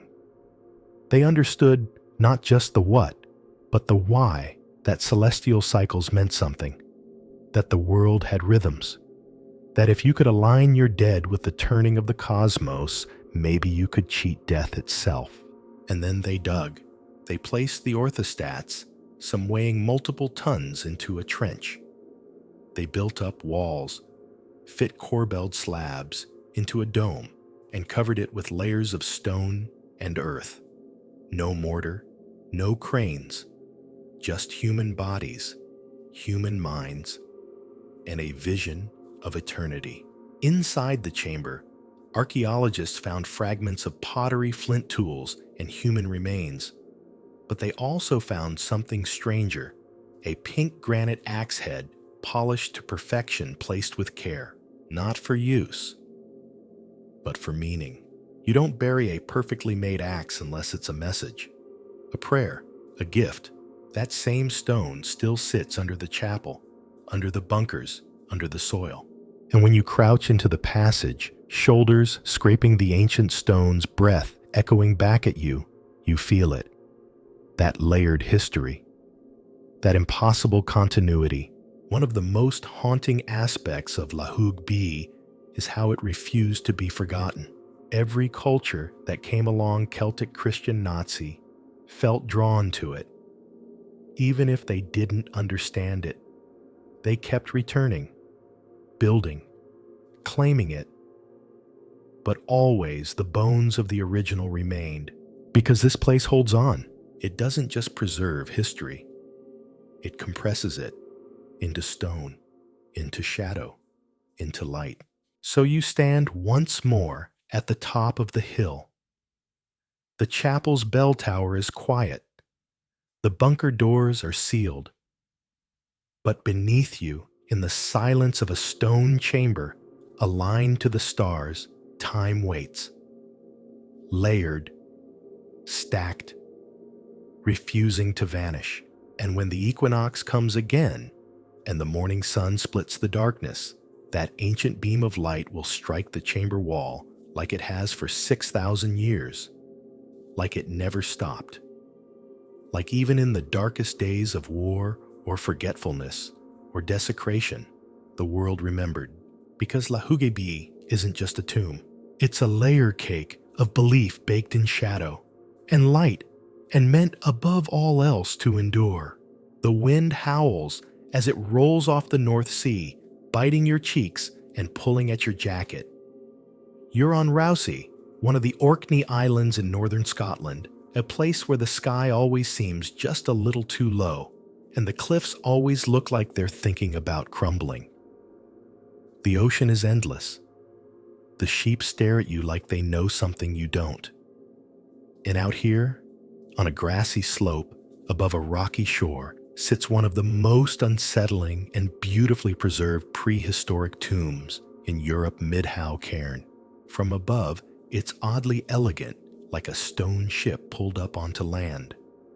Long and narrow, with curved ends, and an interior divided into neat compartments, it's not hard to see why some call it the Great Ship of the Dead. But this ship wasn't meant to sail the seas. It was meant to navigate something deeper, the passage between life and whatever comes next. Midhow Cairn dates to around 3500 BCE, which makes it more than 5,000 years old. Older than the Great Pyramid. Older than the written word. And unlike most Neolithic sites that have crumbled under centuries of weather and war, this one has been protected by a modern hangar. So when you visit, you're stepping into a time capsule. The bones may be gone, but the architecture is still whispering. Step inside. The cairn stretches over 75 feet in length and is divided into 12 side chambers, almost like a row of crypts, or more unsettlingly, like bunks on a ship. The interior walls are lined with stone slabs arranged in alternating courses of limestone and sandstone, giving it the textured, ribbed appearance of a spine or a rib cage. You don't know whether to feel like you're inside a womb or a whale, and maybe that's the point. This was not a place for the living. It was a communal tomb where generations of people brought their dead, laid them to rest, and returned again and again to participate in death. This wasn't a one-time burial. This was a cycle, a ceremony, a relationship with the afterlife. Some of the bodies found here were laid in fetal positions, as if being returned to the earth like an unborn child. Others were disarticulated, a fancy way of saying their bones were taken apart. Deliberately, skulls placed in one chamber, limbs arranged in another. It wasn't chaotic. It was careful, respectful even, like they were curating memory. Historians still debate whether these practices were about ancestor worship, ritual decomposition, or something even more complex. Some think the tomb was periodically opened so the living could commune with the dead. Maybe they sang here. Maybe they lit fires. Maybe they asked for guidance. Or maybe they just remembered, because memory was important to these people. You can feel it in the way they built. The roof is gone now, but originally it would have been sealed with massive stone slabs, turning the cairn into a closed capsule of silence. No light, no weather, just bone and breath. And yet, despite the absence of writing, you can feel their intention in every corner. The layout wasn't random. It was symmetrical, purposeful. Each chamber was cut to roughly the same dimensions. Each wall slab placed with a care that seems almost obsessive. They weren't improvising. They were following a plan. So, where did that plan come from? There's no sign of earlier tombs leading up to this one. No obvious prototypes. Just here it is, fully formed. Like someone brought the idea across the sea or down from the stars and said, "This is how you bury your dead. This is how you build eternity." Midhow isn't alone, of course. Orkney is littered with Neolithic sites, from the ring of Brodgar to the chambered tomb of Meircheau, to the sunken dwellings of Skara Brae. All of them advanced, all of them mysterious. It's like something flared up here 5,000 years ago, a sudden golden age of architecture, astronomy, and ritual. And then it vanished. But Midhow feels different. It doesn't shout. It doesn't awe you with sighs. It pulls you inward. It's intimate, unsettling. The kind of place where you whisper without knowing why. And when you stand in the center, surrounded by the stone compartments where bodies once lay, you realize something strange. This was a shared tomb, not for kings, not for priests, for people, farmers, fisherfolk, families. They weren't glorifying a ruler. They were honoring their community. This wasn't about power. It was about belonging. The people of Midhow didn't have palaces. They had ritual space. They didn't build walls. They built memory containers, and they made them last. Here's a curious detail. The entrance to the cairn isn't grand. It's narrow, low.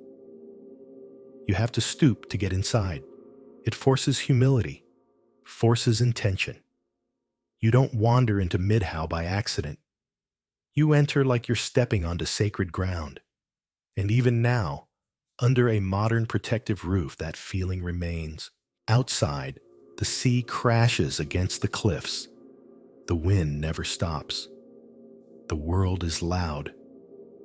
But inside Midhow, you could hear a pin drop. That's the power of architecture with meaning. Historians still puzzle over why these kinds of tombs stopped being built. Some blame climate change. Others point to shifting beliefs, new technologies, the rise of individualism. But part of you wonders if they just didn't need them anymore. Or if they forgot how. Because Midhow isn't just a tomb. It's a method, a worldview, a way of saying, when we die, we don't disappear. We stay. We lie in stone. We share space. We wait for the sun.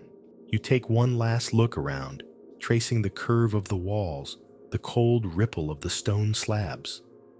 And you wonder not what these people feared in death, but what they believed. That death was a journey. That burial was a return. That even in decay, there was meaning. And as you step back out into the wind and light, leaving the quiet womb of the great stone ship behind you, hear the gulls screaming and the waves crashing and the whole island breathing. Midhow didn't just hold the dead. It still does. There's a quiet clearing east of Inverness, Scotland, where the trees part just enough to reveal something strange, concentric rings of standing stones, lichen-covered and half sunk into the mossy soil. You step into the circle and feel it instantly. This place was made to hold time still.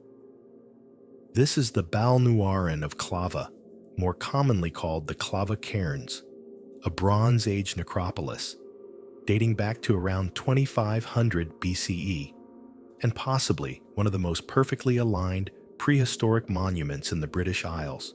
It doesn't scream for attention. No towering obelisks. No monolithic statues. What you find instead is a trio of cairns, each with its own ring of standing stones, each placed with a precision that feels more like an equation than an expression.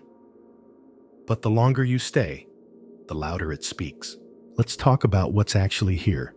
3 cairns, 2 passage graves, and 1 ring cairn sit in a line spaced about 30 meters apart. Each one is surrounded by a circle of standing stones, like sentries guarding a door into the earth.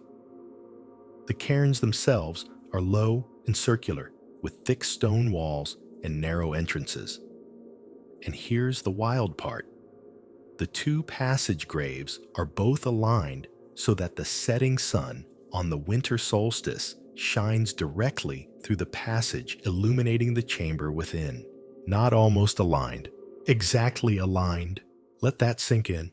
These people didn't have clocks, no sextants, no telescopes. And yet, they tracked the solstice sun so carefully that they could build monuments out of stone that catch the dying light of the shortest day of the year every single year for 4,500 years. Historians still debate whether this alignment was meant to mark the rebirth of the sun, the turning of the year, or perhaps to time funerary rituals. But what's clear is that this was not just a graveyard. It was an astronomical device, a spiritual calendar, and a portal between light and death. And it wasn't random. The standing stones that encircle each cairn aren't uniform. They vary in height, tallest on the southwest side, shortest on the northeast. Some scholars believe this created a kind of gradient of meaning, or perhaps a funneling of energy toward the entrance. Others think it may have been symbolic of the sun's arc through the sky. Whatever the reason, it's consistent across the cairns, which means it was deliberate. And then there are the carvings. Some of the stones have strange cup marks, small circular depressions pecked into their surfaces. These marks appear all over Britain, often near sacred or ceremonial sites, but no one knows what they mean. Are they star maps? Codes names of the dead? They're just there, like a signature written in a language we no longer speak. You crouch and run your fingers across one of the cup-marked stones. The groove is smooth from centuries of weather, but it still holds the shape of purpose. Someone stood right where you're standing now, with a stone tool in hand, chiseling this hollow into a slab taller than themselves. Why? To speak across time, maybe. To say, we are watching the sky. We are listening to the earth. We are still here. One theory suggests the cairns were used seasonally, that the community would return to them during the solstices to perform rituals, bury the dead, or commune with ancestors. Another theory posits that the alignment wasn't just solar, but symbolic, a way to ensure that the dead were touched by the last light of the year before the long dark of winter. Imagine that, your entire worldview built around the rhythms of light and shadow. Death, not as an end, but as a seasonal crossing. The passage tomb becomes a kind of cosmic gate, not to the underworld, but to the next cycle. And what about the ring cairn? The central structure at Clava is different. It has no passage, no entry, just a solid mound encircled by stones with no known interior. Some believe it was a cenotaph, a monument to the dead, rather than a tomb. Others think it was a ritual space, a platform for offerings, or celestial observation. But whatever its purpose, it completes the symmetry of the site. This whole complex is geometry as memory. Circles inside circles. Alignments that connect earth to sky. Stone that holds not just bone, but belief. There's no writing here. No artifact that tells you what they thought or felt. But the architecture tells you plenty. It tells you that they planned, that they measured, that they didn't see death as chaos, but as something that could be oriented, aligned, and even comforted by the stars. And that's a kind of genius that's easy to overlook, because Clava doesn't overwhelm you with scale. It doesn't try to impress you. It invites you to be quiet, to listen, to notice the way the light falls between two stones, to feel the cold air inside the chamber and wonder if it once held the breath of ceremony. And there's one more thing. Clava wasn't alone. There are dozens of similar cairns scattered across the highlands, part of a tradition that lasted for centuries. Some were reused in the Bronze Age. Others were copied. The design spread like a sacred pattern encoded into the land. And yet we've barely scratched the surface. Many of the sites remain unexcavated, their meanings still locked in stone. Even the name Clava comes from a nearby farm. The original name of the site lost, which somehow feels fitting, because the Clava Cairns aren't here to explain themselves. They're here to persist, to remind us that long before clocks and calendars, humans still knew how to measure what mattered. So you step outside the circle and look back. The sky is dimming. The air is still. The standing stones lean slightly like tired sentinels keeping watch for one more solstice. And the cairns, they don't speak. But they don't need to. They've already said everything, in the language of light, in the geometry of belief, in the patience of stone. You're deep in the forests of western Poland now, walking through a landscape that doesn't seem ancient until you look closer. A strange symmetry emerges.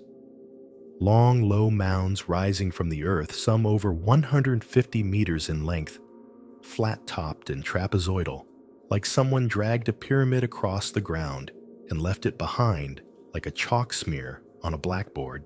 These are the so-called Polish pyramids, massive prehistoric long barrows, or megalithic burial mounds built somewhere between 4000 and 3000 BCE. They're older than most cities, older than writing, and yet they're barely mentioned in school books. Even most locals don't know they're here, and maybe that's the strangest part. These enormous monuments don't feel forgotten. They feel hidden. You push through low branches, the moss soft beneath your boots, and stand at the base of one of these mounds. It's about 10 feet high and slopes gently like a boat half buried in earth. It's not flashy, not dramatic, but there's something unsettling about its precision. Because it's not just a hill, it's a shape, a trapezoid wide at one end and narrowing at the other. The sides are straight, the angles are crisp. This wasn't built by chance. It was engineered, and it was engineered without the wheel, without beasts of burden, without chisels. Just human hands and human purpose moving thousands of tons of earth and stone by sheer collective will. Why, inside many of these barrows, archaeologists have found burial chambers often constructed from stone slabs, sometimes lined with timber. The bodies laid within were sometimes adorned, sometimes burned, sometimes curled into the fetal position, as if returning to the womb of the earth. Some tombs held single individuals, others entire groups. Grave goods varied: pottery, flint tools, ornaments. But one thing remained constant: deliberate placement. These were not hurried burials. They were performances of belief. And belief here had geometry. One theory suggests the trapezoidal shape reflects a symbolic journey wider at the base to represent life narrowing toward death, or perhaps guiding the spirit in a single direction. Others propose the shape helped track solar alignments. In fact, many of these barrows are oriented east to west, with the narrower end pointing toward the rising sun. That can't be an accident.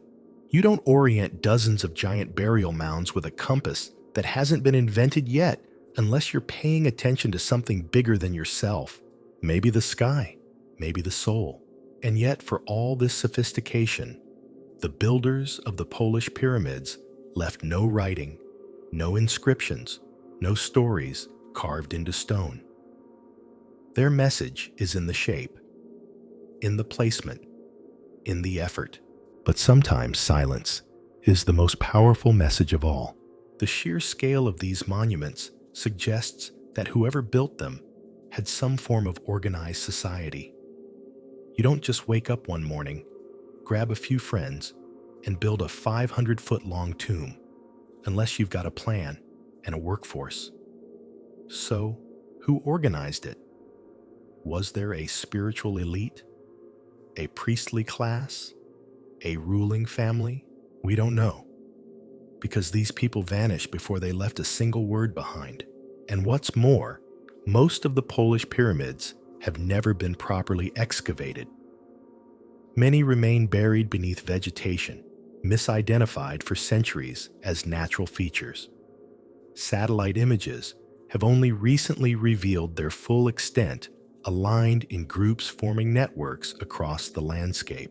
Some archaeologists believe they represent ancestral territories, each mound acting like a spiritual border post between clans. Others see them as cosmic markers, earthly reflections of constellations, solar paths, or ceremonial alignments used to navigate not just the land but time itself. Because that's the pattern you start to see again and again in these ancient sites: geometry as ritual. These weren't just grave markers. They were sacred architecture. People were building the idea of death into the land. And here's a particularly odd detail: the mounds often lack prominent decoration, even in their most intact burial chambers. It's as if the builders wanted no distractions, no grand symbols, just form, just function. just the pure shape of belief.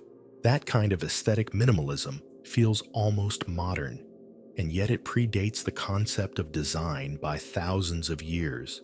One archaeologist called these barrows a civilization's long sigh into the soil. That's poetic, but it's also accurate. These monuments feel less like statements and more like questions drawn out slowly across the earth, waiting for the sun to answer. Some researchers have drawn comparisons between the Polish pyramids and long barrows found in Western Europe, particularly in Britain and France. The similarity in shape, size, and orientation suggests a shared tradition, or perhaps a shared memory passed between cultures like a whispered song. That's a hard pill for traditional archaeologists to swallow because it implies contact migration, or at the very least, shared ideas between communities separated by hundreds of miles and deep forests.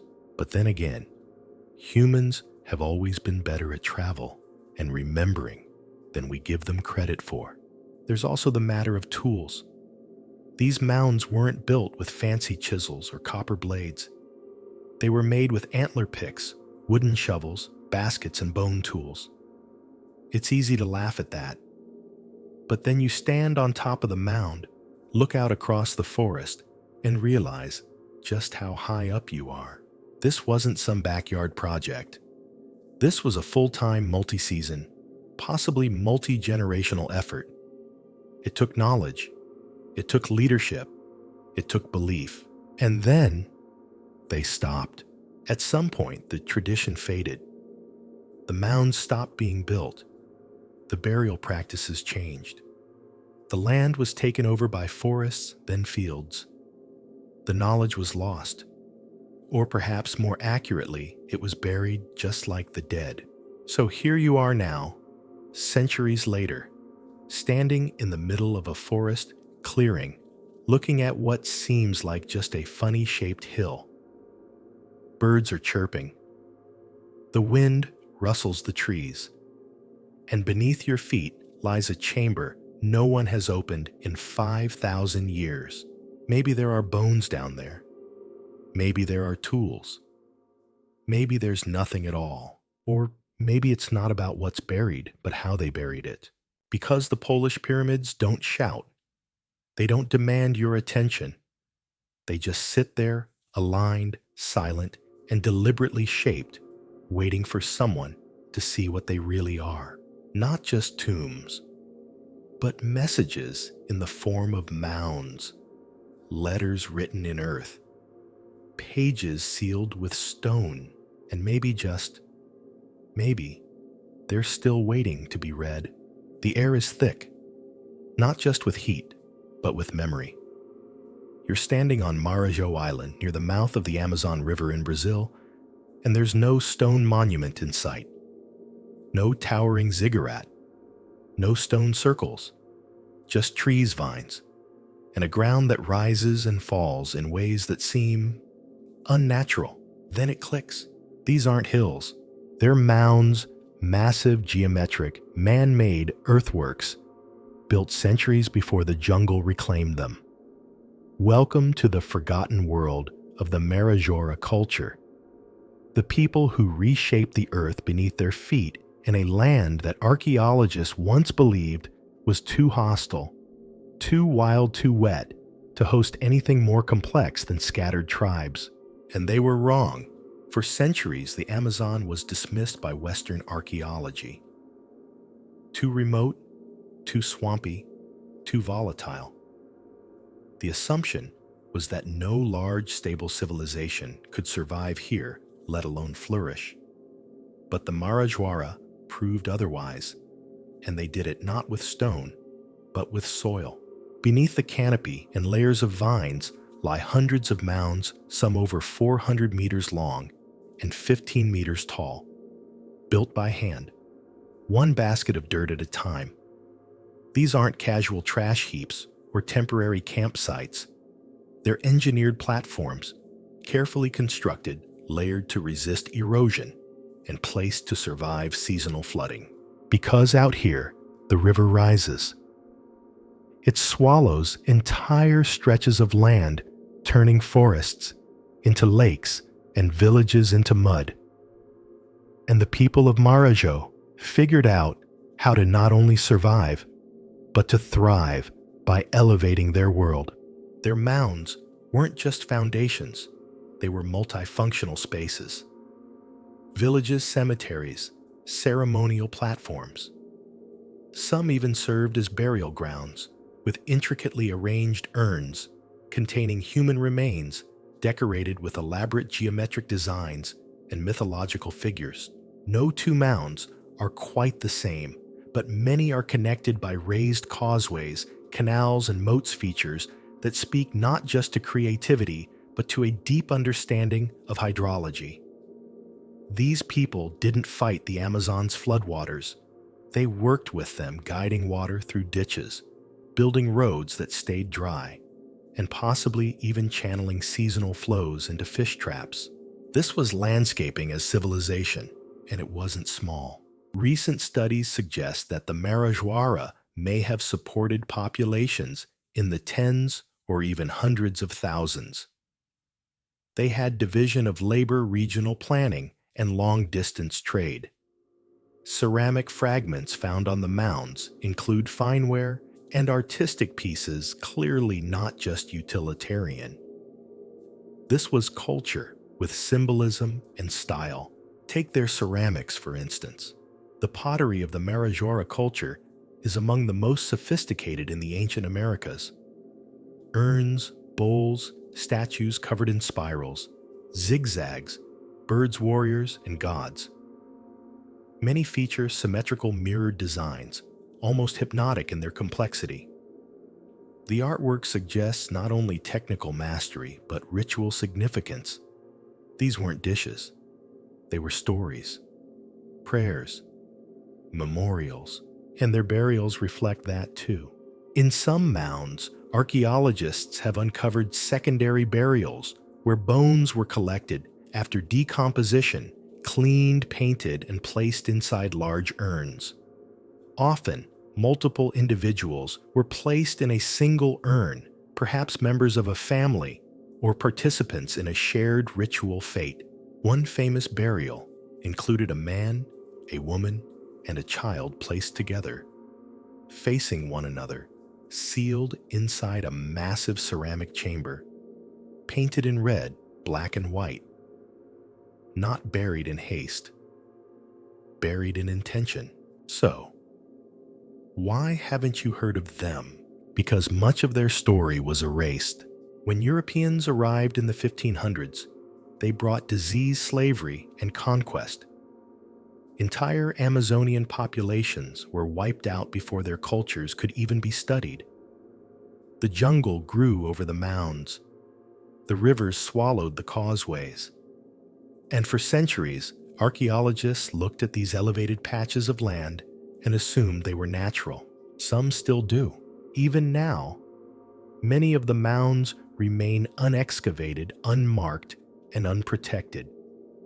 Satellite images show the faint traces of roads and ditches hidden under forest canopy. But on the ground, these structures are often dismissed as nothing special. But they are. They represent an entire alternative model of civilization, one that didn't rely on cities, fortresses, or massive stone temples. One that lived with nature, not against it. One that valued balance over dominance. And perhaps most unsettling, we almost missed it. It took LiDAR-scanned satellite photography and a fresh generation of archaeologists to realize that the Amazon wasn't a pristine wilderness. It was a garden shaped and reshaped by humans for thousands of years. And the Marajoara weren't alone. All across the Amazon basin, similar earthworks have been found: geoglyphs, mounds, raised fields, canals. A network of forgotten ingenuity. So, what happened? Climate change, colonization, disease, a slow unraveling. The jungle grew back faster than we could imagine. Within a few generations, all trace of cities, rituals, and memory was swallowed by green. The land forgot, or at least pretended to, but the mounds remained beneath layers of soil. The Marajoara story is still there, waiting. You stand on one, now your boots sinking slightly into the softened surface. The wind rustles the canopy above. A bird calls. Somewhere just beneath you lie the pieces of a ceramic urn shaped like a jaguar painted with spirals, designed to honor someone who lived, loved, and died here 1,000 years before Columbus ever misread a map. And the ground itself is a monument, because that's what's most beautiful about the Marajoara. They didn't need pyramids to be remembered. They shaped the earth. And even though we forgot, the earth remembered. South of Addis Ababa, Ethiopia, in a dry highland plain where the horizon stretches wide and low, there's a quiet field scattered with stone. Not the towering obelisks of Aksum or the rock-cut grandeur of Lalibela. These are smaller, humble. Dozens of upright slabs, some weathered to the point of looking like crooked teeth, others standing firm and straight like silent watchers. This is Tia, a site that few tourists visit and even fewer understand. Here, in the middle of this empty patch of land, stand at least 36 standing stones, or stelae, many of them carved with mysterious symbols. Swords, leaves, circles, crosses, and geometric patterns that seem to whisper a language we've long since forgotten. There are burials beneath the stones. Yes, but this isn't just a graveyard. It's something stranger. And the deeper you look, the stranger it gets. Some of the stones are anthropomorphic, shaped subtly like stylized humans. Others are blank or worn smooth with age. Most are aligned in groups, not in straight rows or tidy lines, but in clusters as if mimicking constellations on Earth. The largest stones can reach nearly 2 meters tall, the smallest just above your knee, but they all carry a kind of presence, like they were placed for watching, for remembering, or maybe for speaking in some long-lost way. Let's talk about the symbols.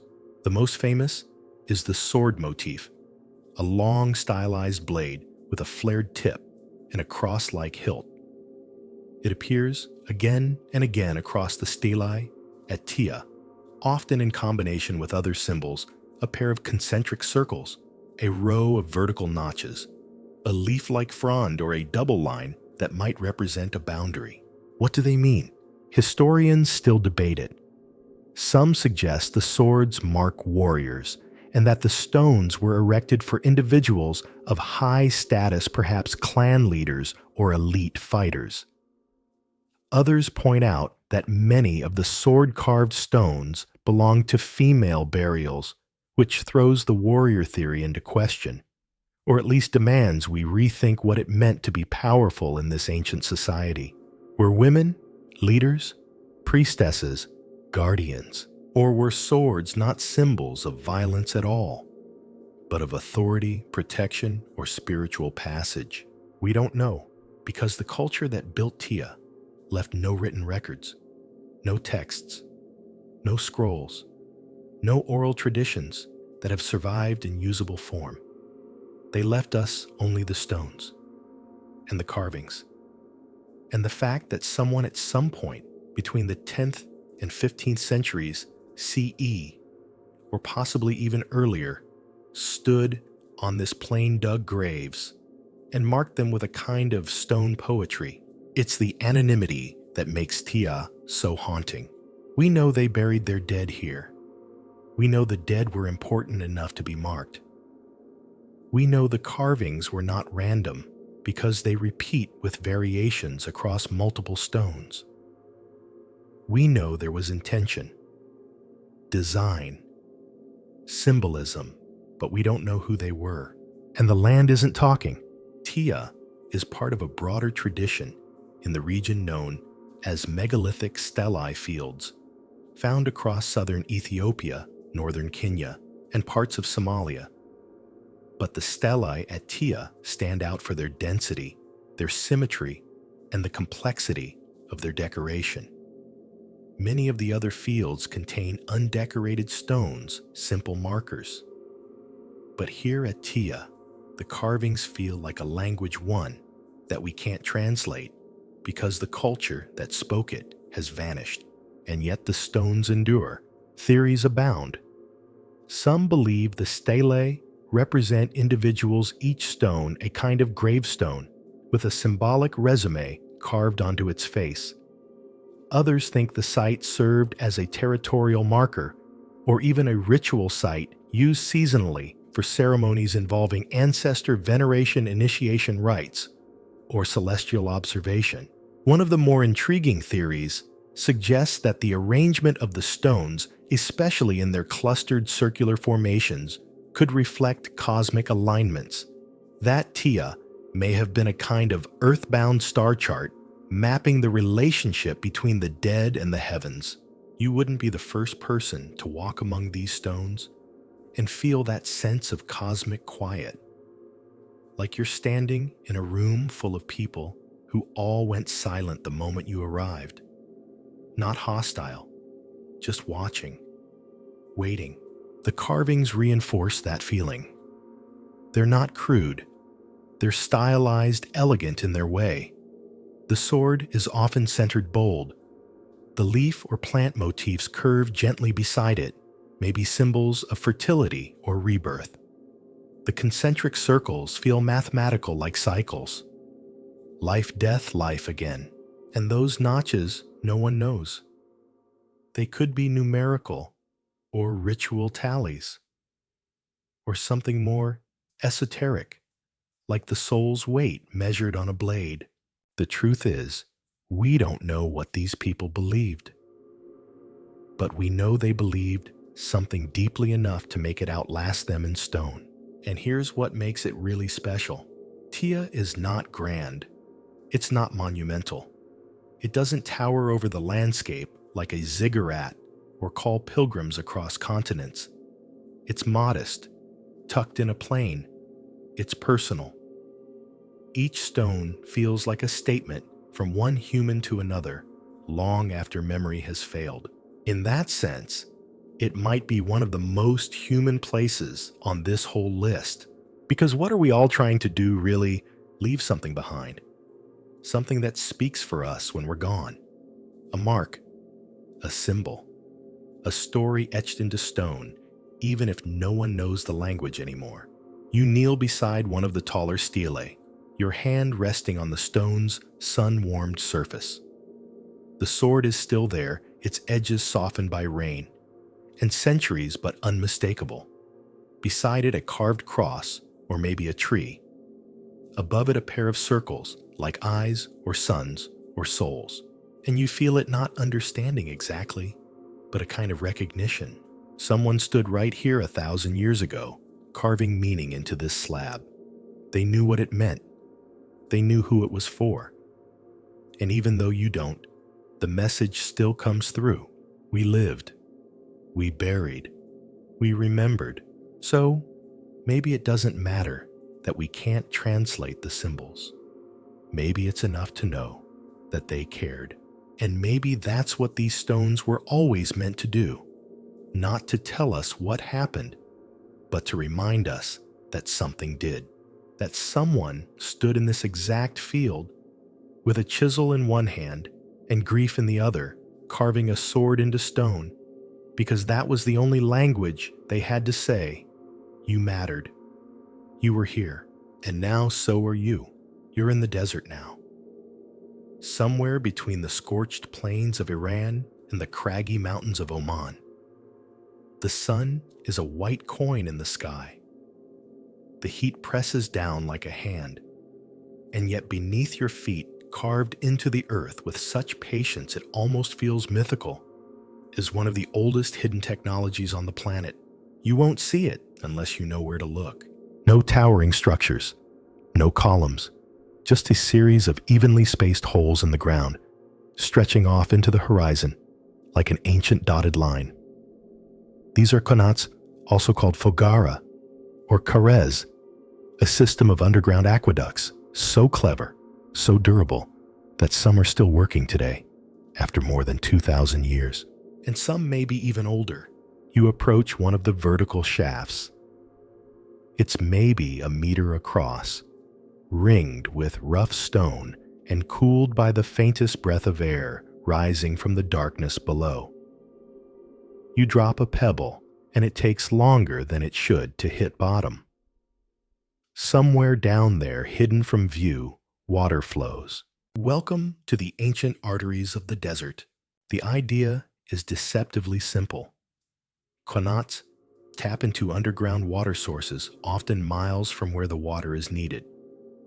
A gently sloped tunnel is dug from the water table toward the settlement or field, never too steep, or gravity will erode it, never too shallow, or the water won't flow. The slope is perfect. The flow is continuous. And all of it is invisible from above, except, of course, for the vertical shafts. These were dug periodically to allow workers to remove dirt, ventilate the tunnel, and maintain it. Think of them like maintenance hatches on an ancient superhighway. Some qanats stretch for dozens of kilometers with hundreds of these vertical access points marking the path. It's so efficient, so resilient, that modern engineers still marvel at the design. No pumps, no motors, just stone slope and knowledge. But here's where it gets wild. This wasn't a one-off invention. This was a tradition, a shared wisdom passed from Persia to Oman, to North Africa, to Central Asia, and possibly even to China and the Canary Islands. Some qanats date back to the first millennium BCE, but others might be far older. In Oman, there are signs that some fogaras, especially those around the ancient settlements of Bat and Al-Ain, may date to prehistoric times, possibly over 3,000 years old. That's a timeline that puts them side by side with the earliest ziggurats in Egyptian dynasties. And yet these desert veins were built not for gods, not for tombs, but for water. The most basic essential need. That's what makes them so profound. This wasn't a culture trying to impress. It was a culture trying to survive and thrive by mastering one of the hardest landscapes on Earth. Imagine the labor involved. Teams of workers digging with hand tools, often in oppressive heat. Aligning the slope by eye and instinct. Breaching stone with nothing but chisels and rope. And they didn't just guess. If a qanat was off by even a few centimeters over kilometers of tunnel, the water wouldn't flow. And yet they got it right, over and over again. Some qanats are so expertly designed that the flow remains constant year-round, immune to surface evaporation. They even cool the water, naturally shaded by earth, insulated by silence. In some places, they emerge into basins or cisterns carved from stone and ringed with steps where people could collect water or animals could drink. In cities like Yazd in Iran, qanats weren't just for agriculture. They supplied homes baths and public fountains. In places, the tunnels ran beneath buildings, keeping them cool early air conditioning for those who had no idea what a freon coil was. And in Oman, the ancient Aflaj system, a local variant of the qanat, became a cornerstone of social organization. Water rights were divided by time and volume. Families had slots. Your turn to irrigate starts after sunset and ends at the third star. Entire villages operated on this ritualized schedule of water enforced by tradition, reputation, and the occasional argument under a tamarind tree. But what makes these systems even more haunting is what they've outlived. Empires have fallen. Kingdoms have vanished. Fortresses have crumbled. But the water still flows. In some places, modern pumps and pipes have replaced the qanats. In others, they remain the only source of fresh water maintained by generations who may not remember when they were built, but know exactly how to keep them alive. And here's something quietly tragic. In many regions, ancient qanats lead to abandoned settlements, villages with no names, ghost towns swallowed by dust. But the waterworks remain, functioning, flowing, forgotten. It's a strange feeling, standing in a dead village, hearing the trickle of water underground, as if the place itself is still breathing long after the people left. As if the qanat is a memory carved into the earth too stubborn to die. Some archaeologists now believe that qanats may hold the key to understanding early urbanization in arid regions. You don't build a city in the desert unless you can guarantee water. And you don't guarantee water unless you have a plan, a blueprint, not just of engineering, but of trust, maintenance, and collective labor. That's the quiet brilliance of qanats. They aren't just feats of engineering, they're acts of cooperation. They say, we'll dig together. It'll take years. You might not even see it finished, but your children will drink from it. Your crops will grow. Your house will stand. That's legacy in its purest form. Not flashy, not decorative, but necessary. And when you think about all the resources we waste today, all the concrete and steel and buzzing pumps, it feels humbling to know that 3,000 years ago, someone figured out how to make water travel through rock, using nothing but gravity, teamwork, and the certainty that it would matter. So you crouch beside the shaft again, peering into the darkness. It's cool here and quiet. No motors, no wires, just earth. Flowing, always flowing. You can't see the water, but you know it's there. And you wonder, how many more qanats, unmapped, unnamed, still run beneath the deserts of the world, whispering their silent promise. We may have been forgotten, but we never stopped working. You've climbed into the thin air of the Peruvian Andes, now the city of Cusco, sprawled behind you like a shattered stone quilt. The wind has teeth. The altitude grabs your lungs, and there perched on the brow of the mountain, like a giant's broken crown, stands one of the most enigmatic sights in South America, Sacsayhuaman. Most visitors think of it as an Incan fortress, a stronghold, a ceremonial citadel. And to be fair, it is all of those things. The stonework here is some of the most precise on Earth. Massive boulders, some weighing more than 150 tons, cut into interlocking shapes so tight you couldn't fit a razor blade between them. Walls that zigzag like bolts of lightning, designed to absorb the impact of earthquakes. Curved bastions that look more like modern fortifications than anything out of the 15th century. But the real mystery doesn't lie in the grandeur above. It's what lies beneath, because under the polished walls, you see in postcards, beneath the famous terrace stones that bear the unmistakable touch of Incan mastery, there are deeper layers. Cruder, more eroded, and utterly out of sync with everything we know about the Inca. And the strangest part, the Inca never claimed them. In fact, they avoided talking about them altogether. They maintained Sacsayhuaman. They built upon it. They used it for rituals and possibly for military defense. But the massive substructures, the lowest blocks in the foundations, those were already there when they arrived. Let that sink in. One of the most powerful empires in the Western Hemisphere. Known for its roads, its records, its stone, artistry looked at these foundational blocks and said, we'll build on them, but we're not touching them. So the question becomes, who did? These lower stones are different. They're larger than anything the Inca typically moved, less refined. Not the smooth, tight-fitting surfaces you see on upper courses. Instead, they're rougher, bulky, weathered beyond belief. In some places, they're fused to the bedrock in ways that suggest they've been there a very long time, possibly thousands of years before the Inca ever carved their first quipu. Some researchers suggest these foundations might date back to a pre-Incan culture long vanished and undocumented. Others go further, suggesting the foundations aren't just older, they're so old they predate known civilization in the region altogether. And here's where it gets surreal. The deeper you explore, the weirder it gets. There are sealed chambers beneath Sacsayhuaman, blocked-off tunnels, half-excavated passageways, and rooms cut directly into the mountain spine. Some were discovered by accident.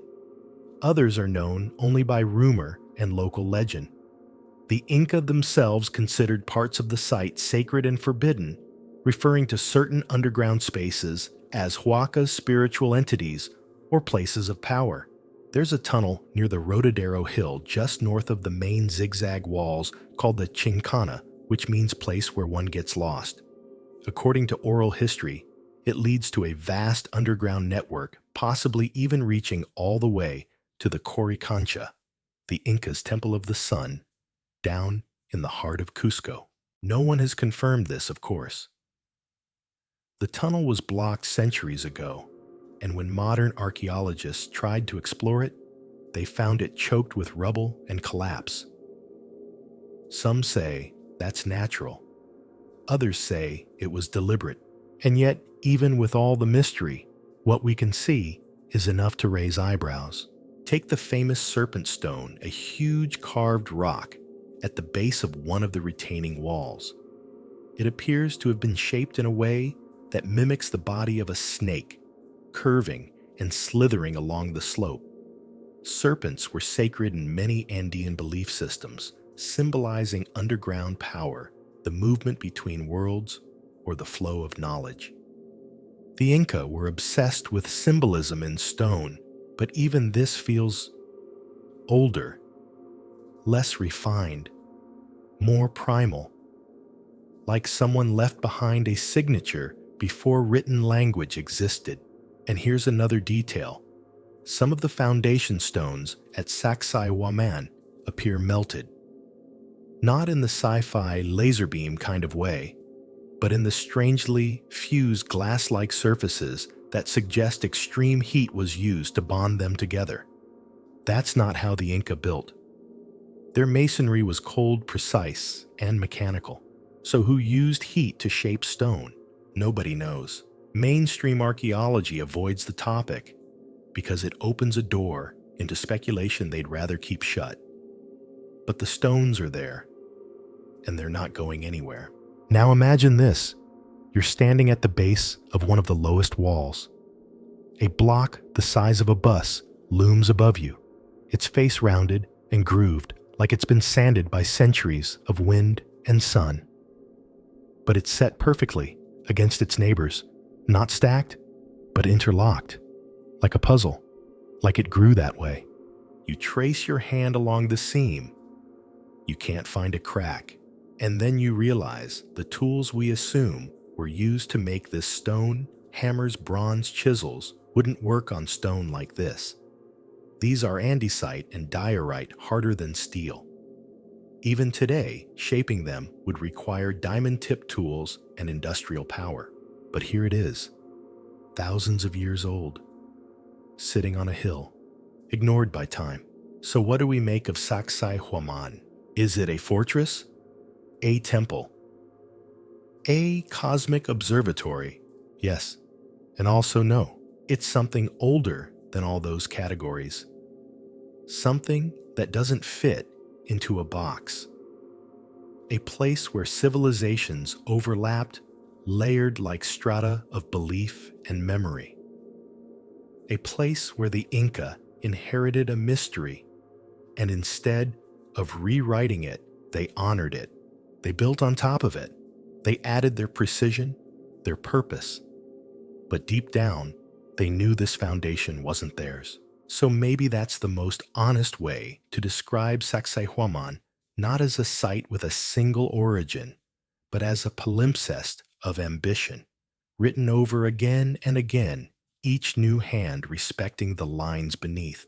And now here you are, another set of eyes, another mind trying to make sense of stones that refuse to explain themselves.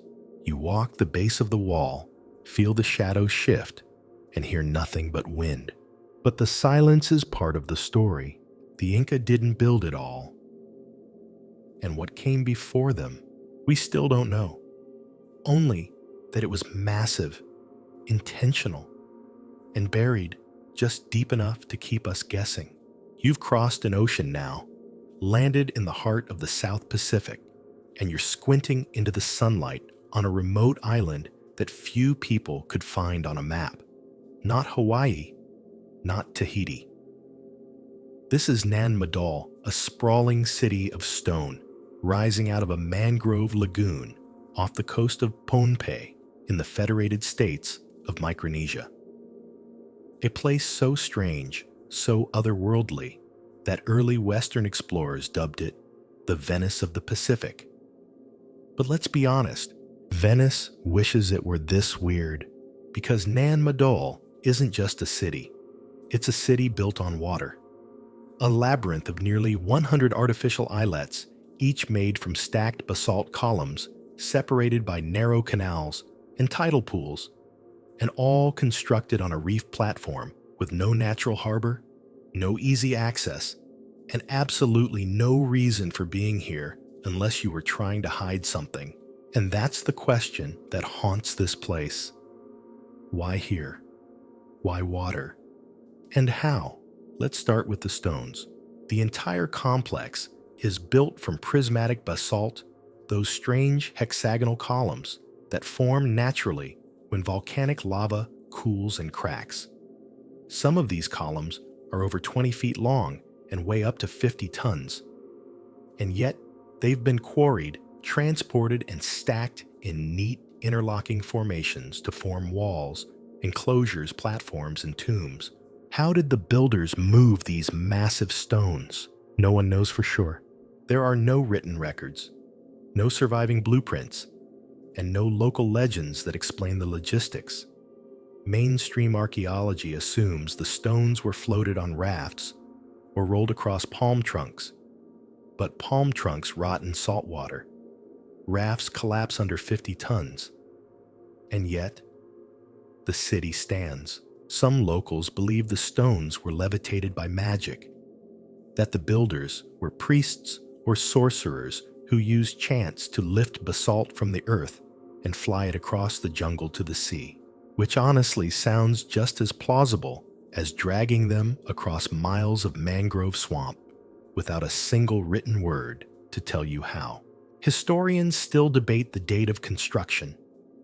Most agree that Nan Madol began to take shape around the 8th or 9th century CE, but it reached its peak between the 12th and 15th centuries under the Saudeleur dynasty, a ruling elite that built the city as a ceremonial center and possibly as a way to isolate themselves from the population. And isolate they did. Nan Madol was exclusive. The Saudeleur lived and ruled here away from the mainland. Only priests, nobles, and workers were allowed to enter. The city's design reflects this hierarchy. Certain islets were designated for food preparation, others for canoe landings, others for burial of royalty. The most sacred island, Nandawas, contains a tomb made of towering basalt walls, said to be the resting place of the first Saudeleur king. The population lived on land. The elite lived in the sea. It's like if Atlantis was deliberately built above water. But here's the eerie twist. When the Saudeleur fell overthrown, according to oral history, by a foreign warrior named Isokelekel, Nan Madol was abandoned, and quickly. Within a generation, the canals began to clog. The buildings crumbled. The jungle reclaimed the edges, and the people didn't come back. Even today, no one lives here. Locals avoid the site. They believe it's cursed. They tell stories of ghosts of stone walls that breathe at night, of spirits that patrol the waters. Fishermen won't drop anchor nearby. Tour guides keep their voices low when passing the island. Because Nan Madol isn't just a ruin. It feels like a sleeping thing. And like all sleeping things, best not to poke it too hard. One theory suggests the entire city was a massive ritual machine, not built for living, but for ceremony astrology control. The saltwater canals would have glowed under moonlight, turning the whole city into a shimmering map of stars. The positioning of the islets may reflect constellations or align with celestial events. And the material's basalt isn't just sturdy, it's magnetic. In certain formations, it can subtly disrupt compasses. Some researchers believe Nan Madol was built not just on stone, but on energy lines, part of a now forgotten knowledge system that merged astronomy, geomancy, and spiritual governance. So who really built it? The Saudeleur may have ruled it, but many believe they didn't start it. Just like the Inca at Sacsayhuaman or the Mycenaeans at Tiryns, the Saudeleurs may have inherited something far older, something that didn't come with instructions. They built upon it. They expanded it, but they may not have understood its origins. There are stories, older than memory, of giants of star people of a civilization that came from the sea or the sky and left behind a city that doesn't belong. A city that whispers when the tide rolls in. One of the most overlooked facts about Nan Madol is how advanced it truly was. The islets include drainage systems, paved walkways, and multi-level platforms, all made from nothing but stone and coral. No mortar, no iron tools, no draft animals, just human ingenuity and the will to build a floating world. It's as if the builders said, "We reject the land. We reject the rules. We'll make our own." And that might be the most radical idea of all, because Nan Madol isn't just strange. It's impossible. By every rule of geography, physics, and history, it shouldn't exist, and yet it does. So you stand on the edge of the lagoon. The tide is low. The basalt walls cast long shadows across the water. You can't hear any birds. No people. Just the soft lapping of water against stone. And you wonder, who carved this place out of the sea? Who moved the stones? Who left it all behind? And are they watching now? Because here, on this half-drowned chessboard of black stone and green water, the question isn't just who built it. It's, why does it still feel alive? You're still surrounded by ocean, but you've shifted hemispheres. You're on Easter Island, or as the locals call it, Rapa Nui. The sky is wide. The wind brushes across open hills, and scattered across the land are faces, hundreds of faces, all carved in volcanic stone. Some standing tall, others buried to their necks. Still others toppled like forgotten gods. These are the Moai, the island's silent sentinels. They're carved with haunting simplicity, long noses, heavy brows, pursed lips, no eyes. But behind those empty sockets is a riddle that has tormented archaeologists for centuries. Because these statues aren't just weird art, they're impossible architecture, and no one really knows how they got here. Let's set the scene. The island is tiny, just 63 square miles, isolated, remote, over 2,000 miles from the nearest continent. No trees big enough to make proper boats today. No metal tools ever discovered. And yet the people of Rapa Nui carved and moved over 900 moai, some weighing more than 80 tons, from a single quarry called Rano Raraku to platforms called Ahu, which dot the coastline like ceremonial pedestals. The largest statue ever erected, called Pero, is over 30 feet tall and weighs an estimated 82 tons. Others are even bigger, but never left the quarry. They just wait there, half carved, half buried, like the project was suddenly abandoned mid-sentence. So how did they do it? One theory is the log roller method, that the islanders used wooden sleds and logs to roll the statues across the land. But here's the problem. Easter Island today is almost treeless, and there's evidence that deforestation began around the same time Moai construction peaked. So, they used logs to move statues, which led to deforestation, which led to famine, war, and cultural collapse. That's one version of the story. A neat little morality play about environmental destruction. But it doesn't add up, because newer studies suggest that the island's trees began disappearing long before the largest Moai were moved.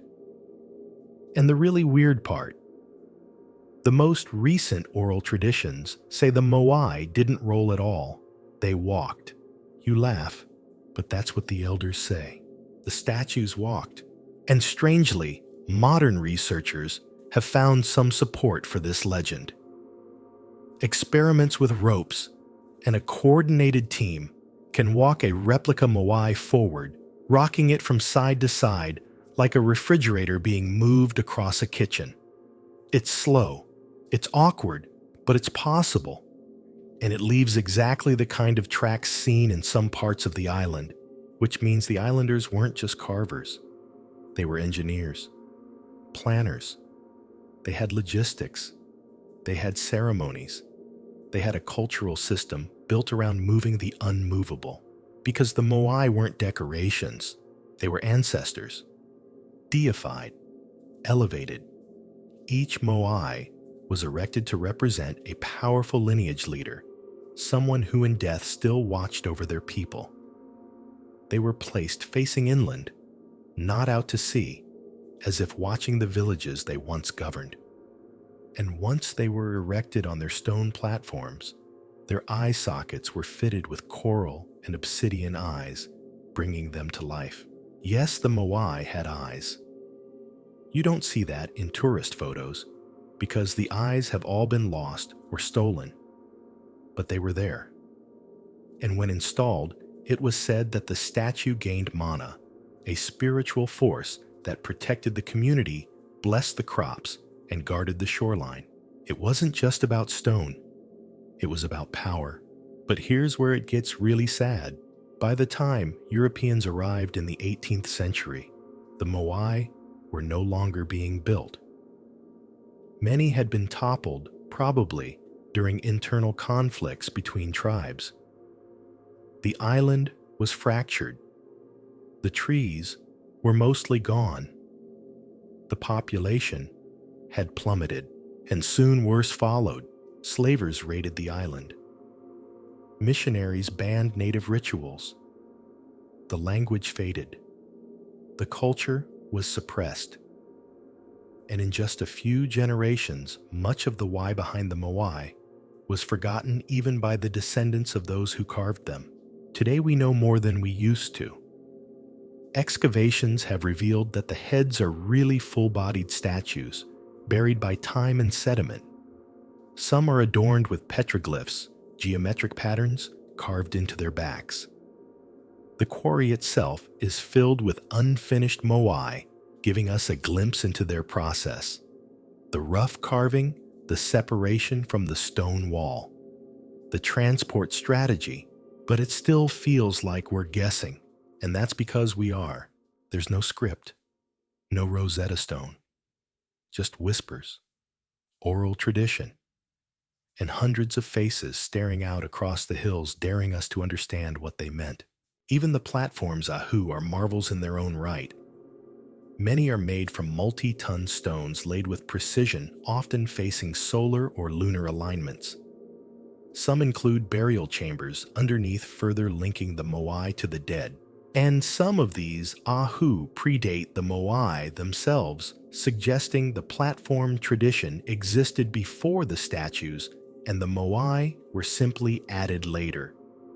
As if the practice evolved over time, getting bigger, bolder, more audacious until the culture could no longer sustain it. Historians still debate whether the Moai led to the island's collapse or whether that's just a convenient narrative. But maybe collapse isn't the right word at all. Maybe it was transformation. Because even today, the Rapa Nui people are still here. They still tell the stories. They still dance. They still chant. And in recent years, they've begun re-erecting Moai, reclaiming their heritage from museums thieves and centuries of misunderstanding.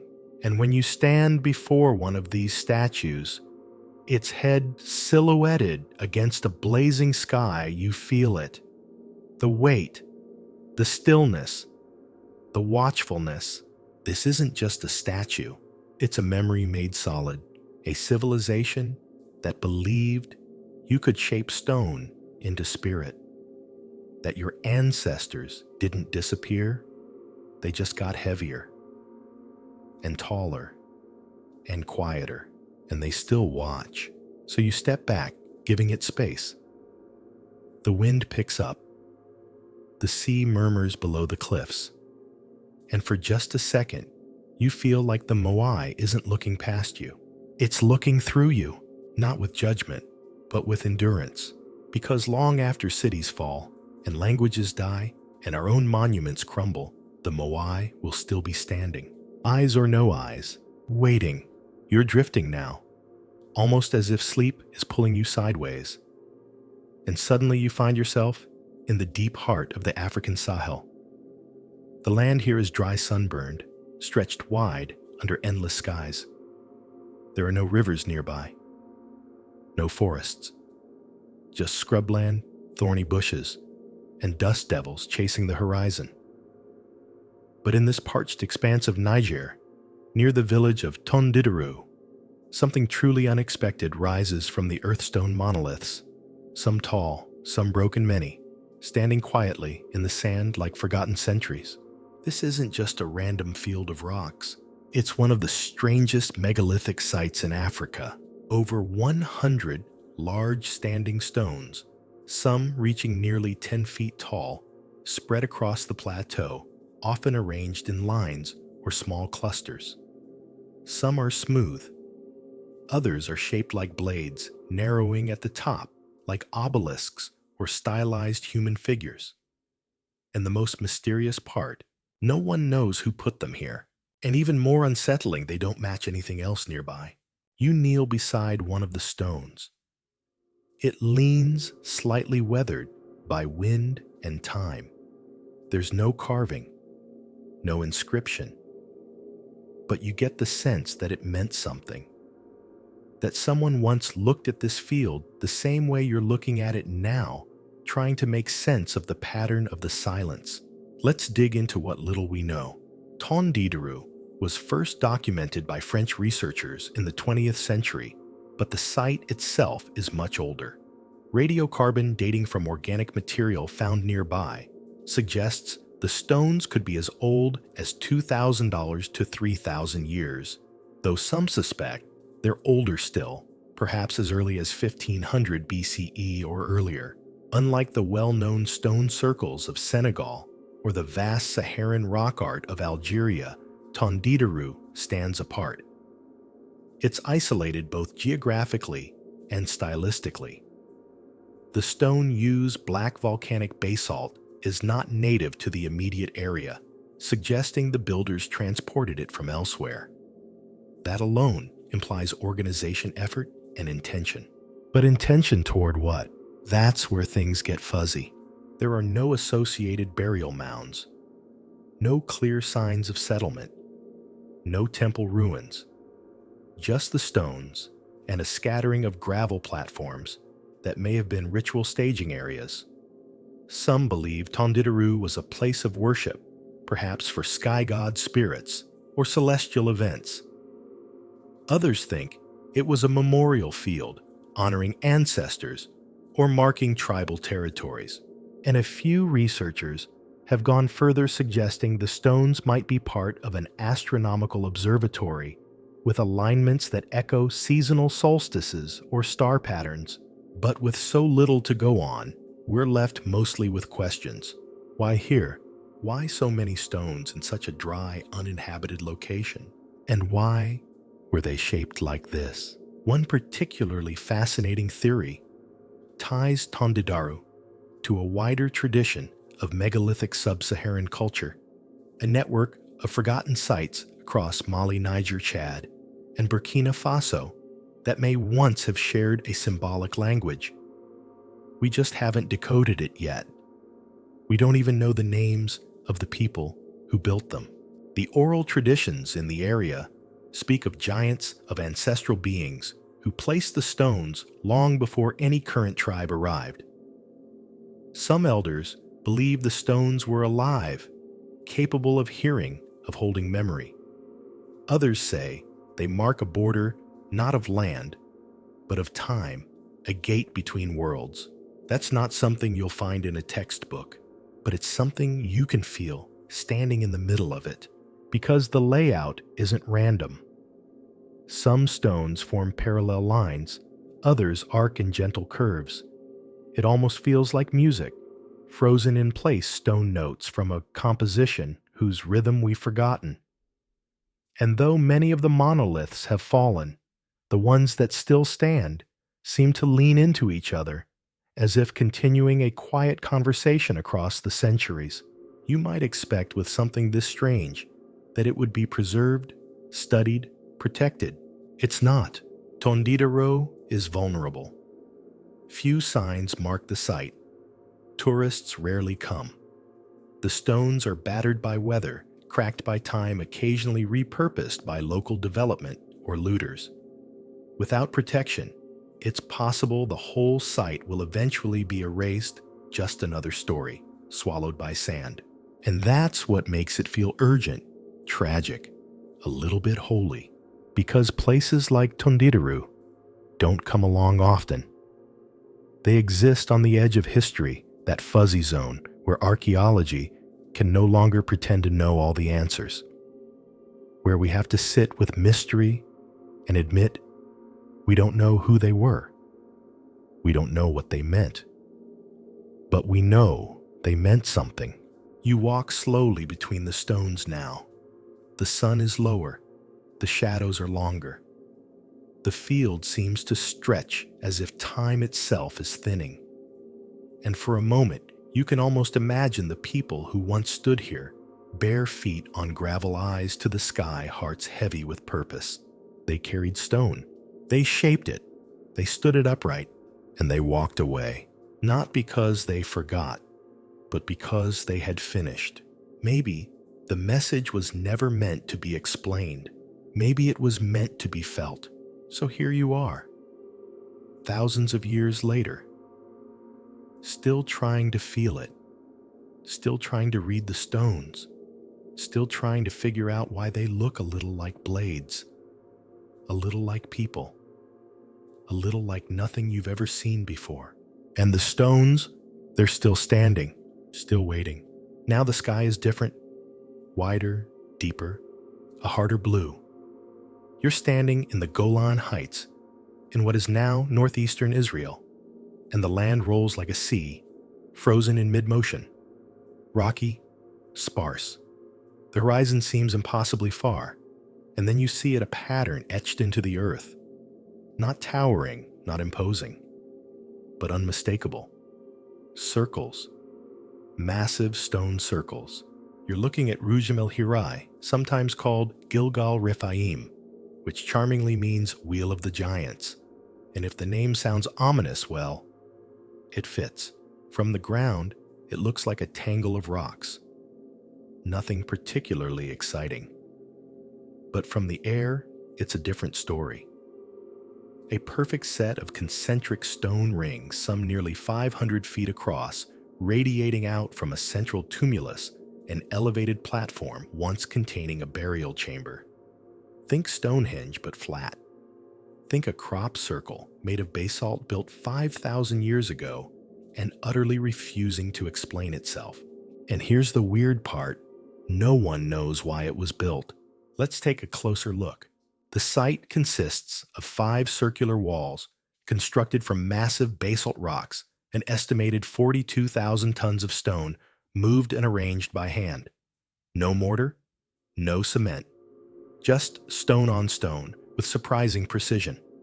Some of the walls are over 8 feet wide. The central mound rises like a coiled knot in the middle, and beneath it, archaeologists found signs of a burial chamber, though no human remains have survived. At first glance, you think, okay, another prehistoric tomb.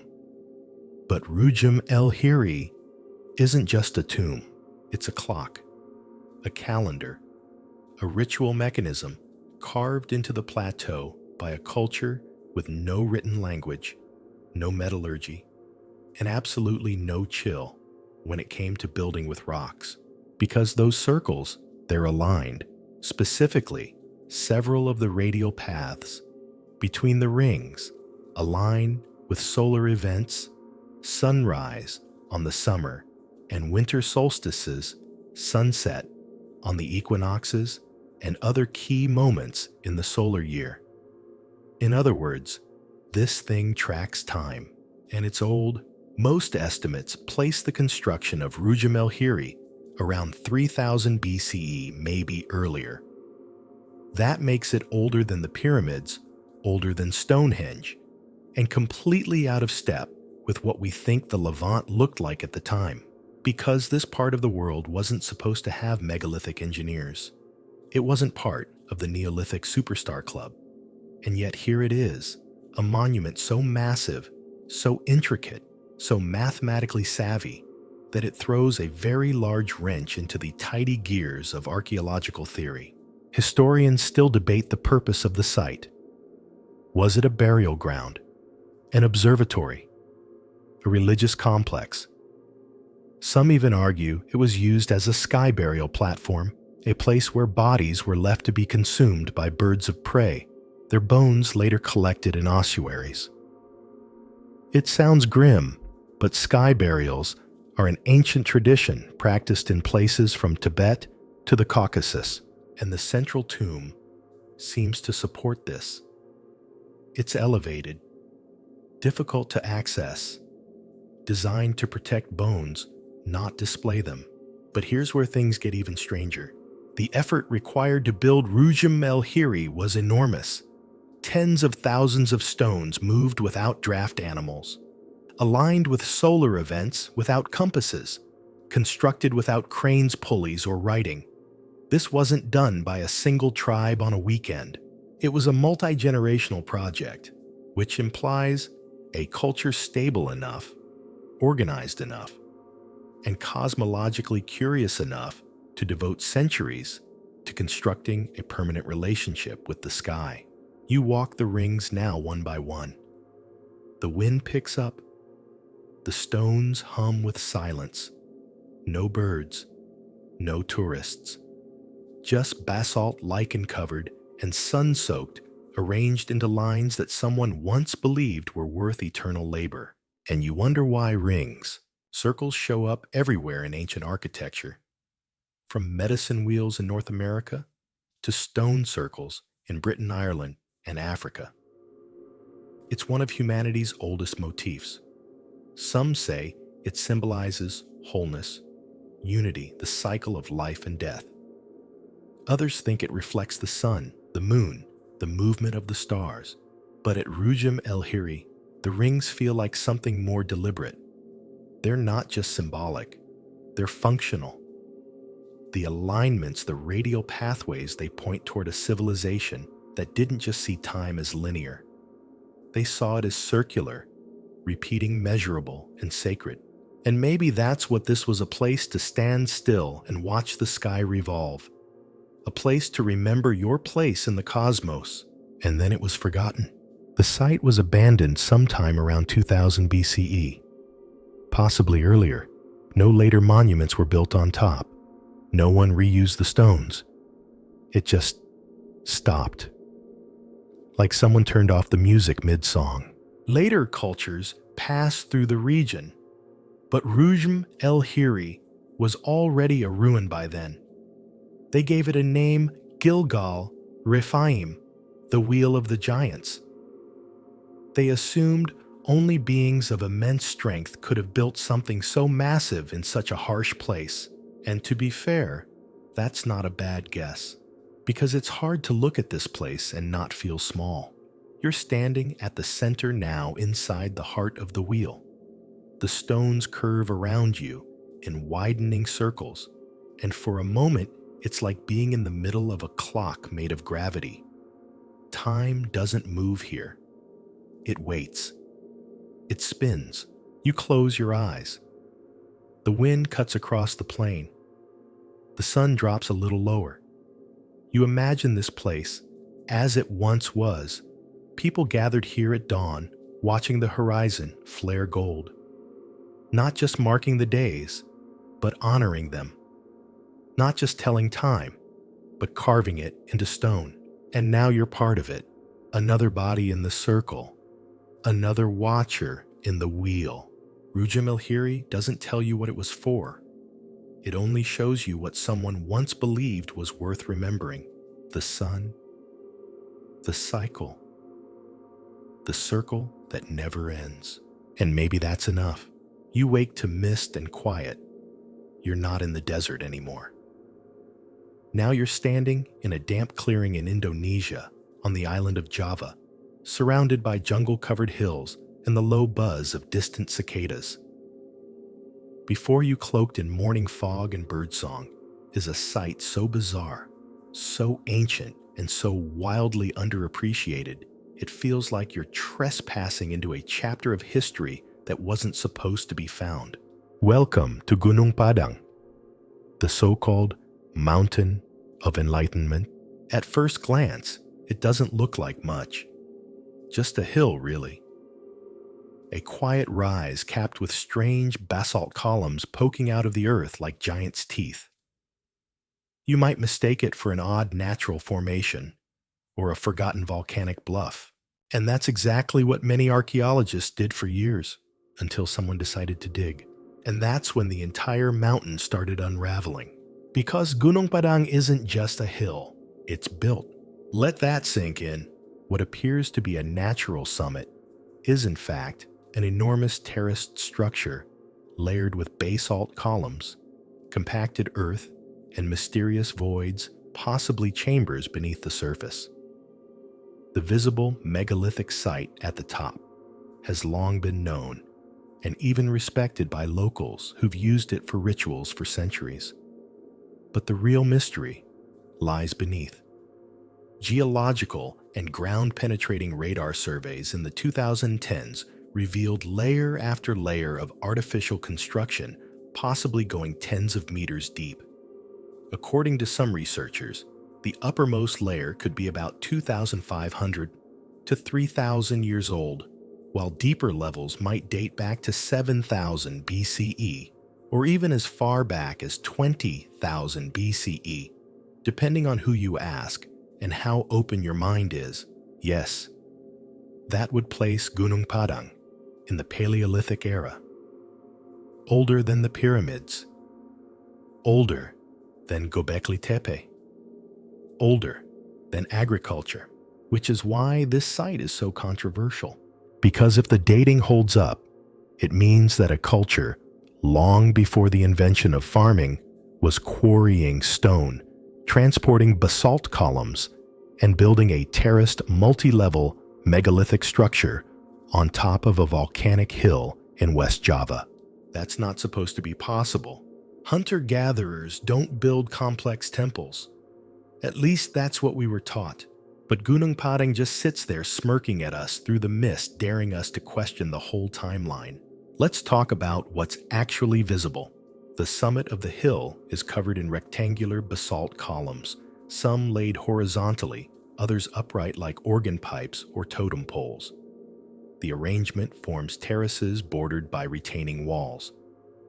The layout isn't random, it's deliberate, with stones oriented along cardinal directions and stepped levels suggesting architectural planning. There are even what appear to be staircases leading from one terrace to another, though many are damaged or obscured by moss and root. At the base of some of these terraces, are massive slabs too large to be moved easily by hand even today. So, how were they placed? Mainstream archaeology suggests they were positioned by late Neolithic or early Iron Age people using simple tools and a lot of manpower. But that doesn't explain the deeper anomalies. Because as you go down, the stonework becomes more precise, more buried, and more enigmatic.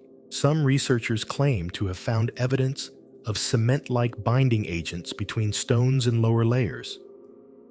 Others believe there are hollow chambers hidden beneath the hill, possibly tombs, ritual vaults, or storage areas. No one has been allowed to fully excavate them. Why? Because the debate over Gunung Padang is fierce. On one side are traditional archaeologists who insist it's a natural formation, maybe with some light modification, on top terraces for ritual use, a few stones moved around by Iron Age cultures. On the other are more radical researchers who argue it's the remnant of a lost civilization, a proto-culture wiped out by a global catastrophe, possibly a flood or massive volcanic eruption, leaving behind a single stone whisper of who they were. And in the middle, you, standing barefoot on the top terrace, brushing moss from a basalt column and wondering if it really matters whether the date is 500 BCE or 10,000 BCE. Because either way, this site is deliberate, engineered, and ancient. Local legends support the mystery. According to Sundanese tradition, the site was built by King Siliwangi in a single night. That's folklore, obviously. But it hints at something older, something passed down in whispers, like memory turned myth, and the local people still treat Gunung Padang as sacred. Offerings are made, prayers are whispered. No one lingers too long after dark. Because even though the science is still debating it, the heart knows this place is special. And here's the thing, no matter how old it is, Gunung Padang forces us to reconsider. If it's 2,000 years old, then the scale of it still makes it one of Southeast Asia's earliest and most ambitious stone structures. If it's 5,000 or 10,000 years old, then we have to ask, who built it? What were they trying to do? And why did they bury it? Because some of the lower levels appear to have been deliberately entombed, as if the builders or someone who came after wanted to preserve, protect, or perhaps hide what lay below. That's not abandonment. That's intention. And in a world full of ancient ruins that crumbled by accident, a site that was deliberately buried feels like a secret waiting to be reopened. So you stand there at the edge of the terrace, looking down the slope into jungle that may still hide unexcavated parts of the complex. The fog lifts just slightly. A bird calls out. And for a moment, the past doesn't feel distant.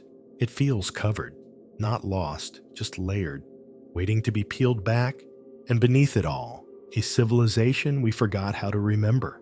Now, you're in the heart of India, standing in the Deccan Plateau, not far from the village of Higher Benakal in Karnataka. The sun is baking the reddish soil. Lizards scurry between boulders, and spread out across the hills, stretching in all directions like a puzzle missing its box, is one of the largest and least known megalithic sites in the world. Over 400 dolmens, some intact, some collapsed, some little more than tilted slabs overgrown with grass and fig trees. But many still standing, their stone roofs, balanced on thick vertical supports like prehistoric picnic tables or miniature houses for ghosts. This is Higher Benakal, and if it feels like a cemetery, that's probably because it is. But not in the way you think. Let's start with the basics. These dolmens, known locally as Moryar Guda, or Houses of the Dead, are believed to date from around 1000 BCE to 500 BCE, give or take a few centuries. That places them firmly in the Iron Age, yet they bear the look and silence of something far older.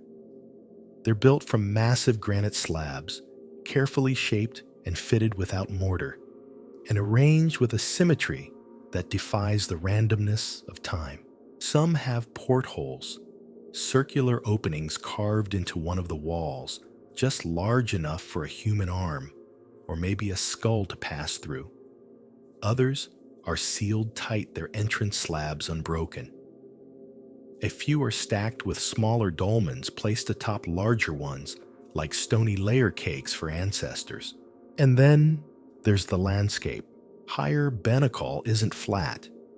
It sprawls across a set of granite ridges and slopes, meaning that constructing these tombs would have required hauling heavy stone uphill, arranging it carefully on uneven terrain, and balancing it with no machinery, no pulleys, not even pack animals. You try it. Pick up a half-ton granite slab in 110-degree heat and set it precisely on a slope where it can't slide, crack, or tip over. Now repeat that 400 times. This wasn't an accident. This was a civilization that believed in what they were building. And more importantly, they remembered how to build it over generations.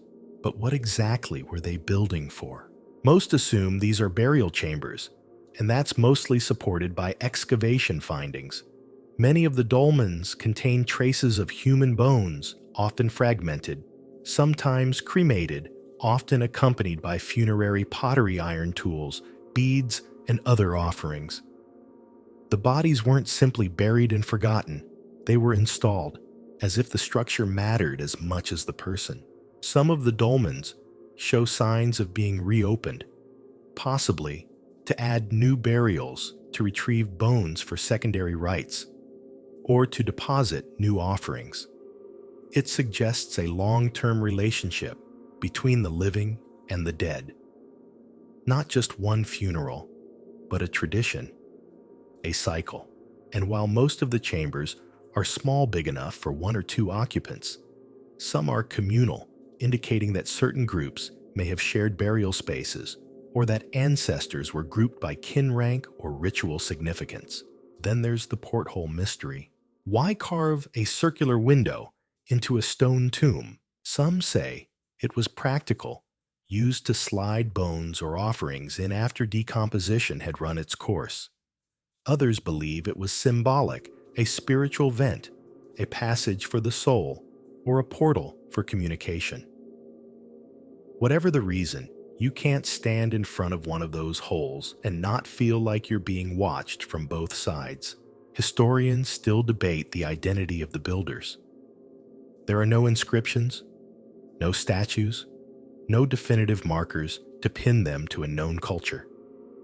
Some suggest they were early Dravidian groups, predecessors of modern South Indian tribes. Others link them to the larger megalithic South Indian culture, which stretched across Tamil Nadu, Andhra Pradesh, and Karnataka, marked by similar dolmen fields, cairns, and stone alignments. But here Benekal is unique in its density, its preservation, its isolation. For centuries, the site was left alone, too remote to plunder, too rough to farm, which means that even today, many of the dolmens remain exactly where they were left, silent and undisturbed, whispering stories to the wind. And those stories get stranger, because while most dolmens are clearly burial-related, some at Higher Benekal appear different, taller, open, lacking any floor slab or covering stone. They feel more like shrines than tombs, a place not for placing the dead, but for gathering, for ceremony, for watching the stars or listening to the hills. One such group of dolmens is perched right on the highest ridge, arranged in a ring, like seats around a celestial fire. From this vantage point, you can see across the entire valley. At night, The stars wheel overhead in quiet choreography. Could these structures have served as observatories? Calendrical markers, a place for priests to read omens in the sky. We don't know, but the layout of the site suggests more than just a graveyard. It's a designed space, a sacred district of the dead and the divine. Even today, the local people avoid disturbing the dolmens. Some consider them haunted. Others treat them with reverence, placing flowers at their base or lighting candles on certain days. They may not know who was buried there, but they feel the weight of what was left behind. And if you stand quietly long enough, so will you. Because there's something about Higher Benekal that doesn't feel like ruin. It feels like sleep. The stones aren't broken. They're resting. The portals aren't forgotten. They're closed for now. The tombs aren't just for death. They're waiting rooms, not for the dead to leave, but for the living to return. And when you do return, whether in dreams or footsteps, you'll walk the paths between them with a little more care. You'll duck beneath the lintels and peer through the portholes and place your hand on the sun-warmed roof of a dolmen that hasn't moved in 2,500 years. And in that moment, you'll remember what the builders believed, that the dead aren't gone. They're here, in stone, in silence, in the house they built to last forever. The wind has changed again, warmer now, with a hint of salt. You've crossed continents to the Mediterranean, but not the parts you usually think of. No Roman ruins or Greek temples here. You're on the island of Malta, floating in the heart of the sea, standing before something so ancient, so alien in its design, that it rewrites what you thought you knew about European history. These are the megalithic temples of Malta, the oldest freestanding stone structures in the world. Older than the pyramids, older than Stonehenge, older than anything that should exist in a place this small, this isolated. And yet here they are. There are several temple complexes scattered across Malta and its sister island Gozo Hagar, Chim Najdra, Tarksien, Skorba, and Gantija, among others. The names are unfamiliar. The architecture even more so. Not towering like Greek columns or blocky like Mesopotamian ziggurats. These temples curve, they bulge, they lean into the earth like organic growth stone architecture that feels alive. Walk through one, and you'll notice the strange layout. No straight lines, no squares. Instead, cloverleaf patterns, interconnected apses, and central corridors flanked by massive upright stones. Some of the walls are made from blocks weighing over 20 tons lifted and set into place more than 5,500 years ago by people using stone hammers and ropes. At Hagar Kim, one monolith weighs almost 60 tons, and that's just one part of the wall. There are no wheels, no beasts of burden, just human will shared knowledge and an obsession with permanence. But here's where it gets weirder. The temples aren't just old, they're weirdly sophisticated. Many of them are aligned to astronomical events. At Menajdra, for example, the doorway of the central temple is positioned so that on the spring and autumn equinoxes, the rising sun shines directly through and lights up the back wall. On the solstices, it hits the edges of the doorway. It's not accidental. It's cosmic choreography written in stone by people who didn't even have metal yet. So, who were they? We call them the temple builders, but we don't know what they called themselves. Their culture thrived from around 3600 BCE to 2500 BCE, and then it vanished. No invasion, no war, just a slow fade, a few final offerings, then silence. What they left behind is astonishing. In addition to the temples themselves, archaeologists have uncovered stone altars, statues, and the famous fat lady figurines, voluptuous seated women carved from limestone often interpreted as fertility goddesses. Others see them as priestesses, or ancestors, or something stranger.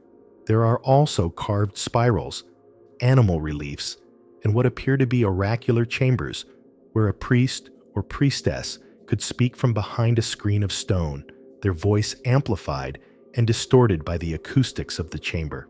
In fact, sound was a major part of these temples. Studies of the inner sanctums, especially in Hal Saflieni, the Hypogeum, an underground temple carved from solid rock, show that certain frequencies, particularly around 110 Hz, resonate deeply, producing strange psychological effects. A voice speaking at this pitch can be felt in the bones, not just heard. Some scientists believe the temples were tuned to these frequencies used for rituals, chants, or altered states of consciousness. So yes, the temple builders may have created Europe's first sound bath, thousands of years before acoustics became a science. And that's the haunting thing about these temples. They don't feel primitive. They feel intentional. Designed by people who saw architecture as a bridge between worlds, between people, between the human and the divine. Take the Gantija temples on Gozo. The name means place of giants, and local legend claimed it was built by a giantess in a single night. Standing before its towering stone walls, you understand why. The blocks are enormous. The layout complex. Two separate temples side by side, each with multiple apses, altars, and side niches. A place for ritual, for passage, for memory, and yet no written language survives. No records, just the stone and the few artifacts buried in its belly shell: beads, bone tools, clay figures, charred seeds. What happened to the temple builders? That's still debated. Around 2500 BCE, the culture disappears from the archaeological record. Some suggest a climate event, a prolonged drought that made the islands unsustainable. Others point to internal collapse, a breakdown of trade or leadership. And some think they simply migrated, leaving the temples behind as their final gift or warning. Because these aren't just temples. They're expressions of a worldview, a belief in cycles, life, death, rebirth, a sense that geometry mattered, that sound mattered, that the sky told a story and the walls could echo it back. You walk through Mnajdra now. The stones are warm in the sun. The shadows fall just right. You place your palm on a carved spiral worn down by centuries of wind and reverence. And you wonder not just what the builders thought, but how they felt. Were they proud, grieving, hopeful? Did they know their world was ending? Or were they simply trying to anchor themselves in time? Because that's what these temples do. They anchor you. You don't rush through them. You slow down, move deliberately. The entrances are narrow. The chambers widen. The air is thick with memory, and in the deepest rooms, where sunlight doesn't reach, you feel the hush of stone that was meant to last forever. That's the final mystery of Malta. Not how the temples were built, but why they still speak. No gods named, no doctrines carved, just curves, spirals, silence, and somehow that says more than tablets, more than statues, more than slogans. It says, we were here, we watched the sky, we shaped stone with care, and we left it behind, not for power, but for presence. You step out of the temple. The sun blinds you for a moment. You blink. The walls are still standing, still aligned to the stars, still whispering. You're further west now, back in the dense green folds of Europe, but the landscape feels almost lunar, barren treeless, scattered with ancient stone slabs, like discarded dominoes from a forgotten god. This is Portugal, and you're standing in front of Almendres Cromlech, sometimes called the Portuguese Stonehenge, though that comparison feels a little lazy once you've walked among the stones yourself. Because this place doesn't copy anything. It's older. Nestled just outside the medieval town of Evora Almendres Cromlech is a megalithic complex that dates back to as early as 6000 BCE, which means it predates not only Stonehenge, but also the pyramids writing metallurgy, and pretty much everything we're taught to associate with civilization. And yet the people who lived here were moving megaliths, some weighing over 10 tons, and arranging them with a precision that still sends chills down your spine. Let's get a sense of the layout. Almendres isn't just one circle. It's a cluster of concentric and elliptical rings, originally composed of more than 95 granite monoliths, with some still upright and others fallen or partially buried in the soil. The stones are uneven in size and shape, some tall and narrow, others squat and rounded, but they all feel deliberate, like they were chosen, not just quarried. And unlike Stonehenge, which is all about verticality, Almendres feels horizontal, low, close to the earth. Intimate, a place you step into, not stare up at. A place that feels more like a conversation than a monument. But what's it talking about? The answer, as usual, starts with the sky. Many of the monoliths are aligned with astronomical events, sunrises and sunsets on solstices and equinoxes. The main axis of the largest ring points toward the summer solstice sunrise, a clue that this wasn't just a spiritual site, but also a cosmic calendar. And the carvings, oh yes, some of the stones are carved with spirals, lines, indentations, and anthropomorphic figures that hint at a symbolic system we no longer understand. There are pockmarks that may represent star clusters, etched arcs that could be solar tracks, and a few symbols that resemble tools or weapons. Or maybe they were just art, or prayers, or both. Historians still debate the function of the site. Was it a temple, a gathering place, a cemetery, a school of the stars? The most likely answer is yes. Because when you build something this big, this carefully aligned, this rich in meaning, you don't do it for just one purpose. Almendres was probably a multifunctional ceremonial space tied to seasons, cycles, fertility, harvests, births, deaths, and things we no longer have names for.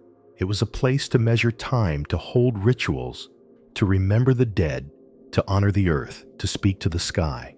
And that makes it sacred geometry, long before we had math books. But what really grabs you is the feeling.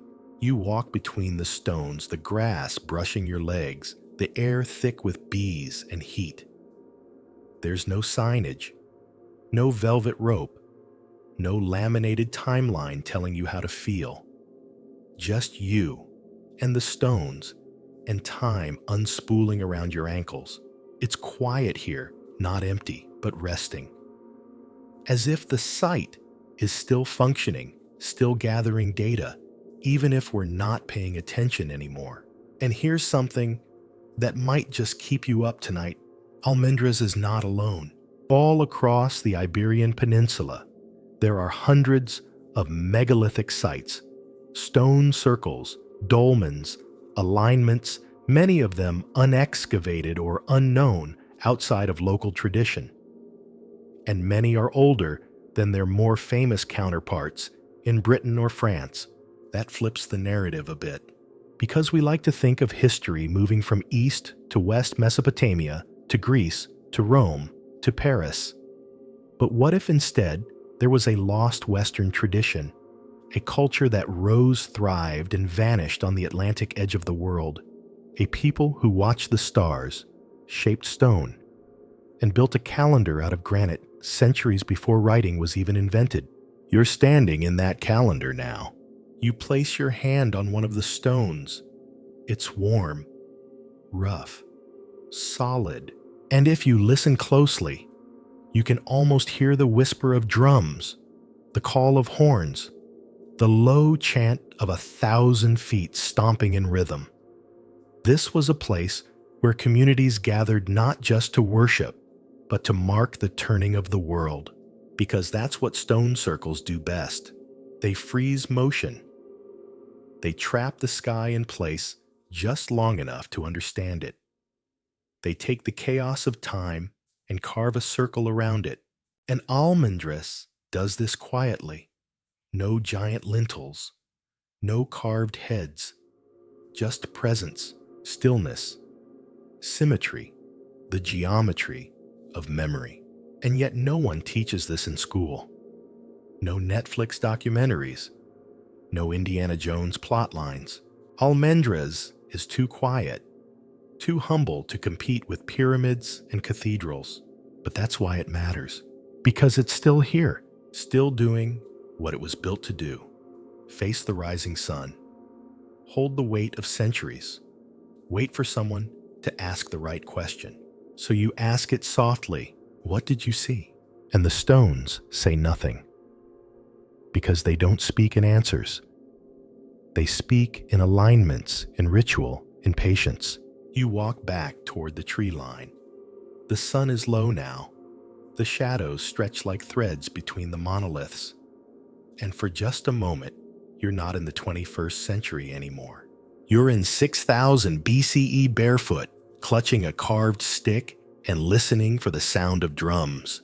And just like that, the stones remember you. Night falls again, and this time you're in Norway, far above the Arctic Circle. The stars here come out crisp and cold, flickering over jagged mountains and fjords that slice the earth like glacial knives. You're standing on the windswept coast of Alta, a town that looks modern enough from the road, until you step down toward the sea and discover something so ancient, so vast, and so quietly eloquent, it humbles everything around it. Carved into the red sandstone of Alta's coastal cliffs are more than 6,000 petroglyphs, prehistoric rock carvings, etched between 4200 and 500 BCE, making this one of the largest and oldest known collections of rock art in Northern Europe. But these aren't just random doodles. This is a megalithic conversation inscribed into the skin of the earth by people who lived in the edgelands of the world and who wanted to be remembered not by monuments of stone, but by stories carved in line. Let's paint the picture. You're walking along a low cliff, the sea sighing behind you. The light is dim, but carefully placed pathways lead you to smooth rock panels, each one buzzing with scenes, elk bears, reindeer moose, men in boats, women dancing, hunters chasing fish, shamans raising their arms toward the sun, children, spirits, shapes that seem to blur the boundary between the human and the cosmic. The carvings are shallow but unmistakable, highlighted with red ochre to make them more visible. You run your fingers across the grooves, and suddenly you feel not like a visitor, but a listener. The people who made these were talking not just to each other, but to the future, to you. Historians believe the petroglyphs were created by hunter-gatherer cultures who lived along the Arctic coast in the Neolithic and Bronze Ages. These weren't farmers. They didn't build temples or stone circles, but they watched the land. They mapped it in stories carved into stone, a sacred topography. And here's the thing. This wasn't a casual art project. The Alta carvings cover multiple kilometers of cliff face, with layers upon layers of engraving, some clearly older than others. The oldest are higher up carved when sea levels were much higher. As the land slowly rose thanks to glacial rebound, The artists kept carving lower and lower, creating a timeline of memory as the shoreline moved. That's the wild part. This isn't just an archaeological site. It's a living vertical archive where altitude equals age and placement equals purpose. The earlier carvings, those higher up the slope, are focused on animals hunting and cosmic symbols. They reflect a world where survival and spirit were intertwined, where elk were not just food, but gods, where fish were gifts from unseen powers, and shamans stood between the sun and the sea. Later carvings introduced tools, boats, and settlement scenes. Families appear, agriculture, burial images. It's like watching an entire society evolve, etched into bedrock one chisel mark at a time. And yet, despite the thousands of figures, no writing appears.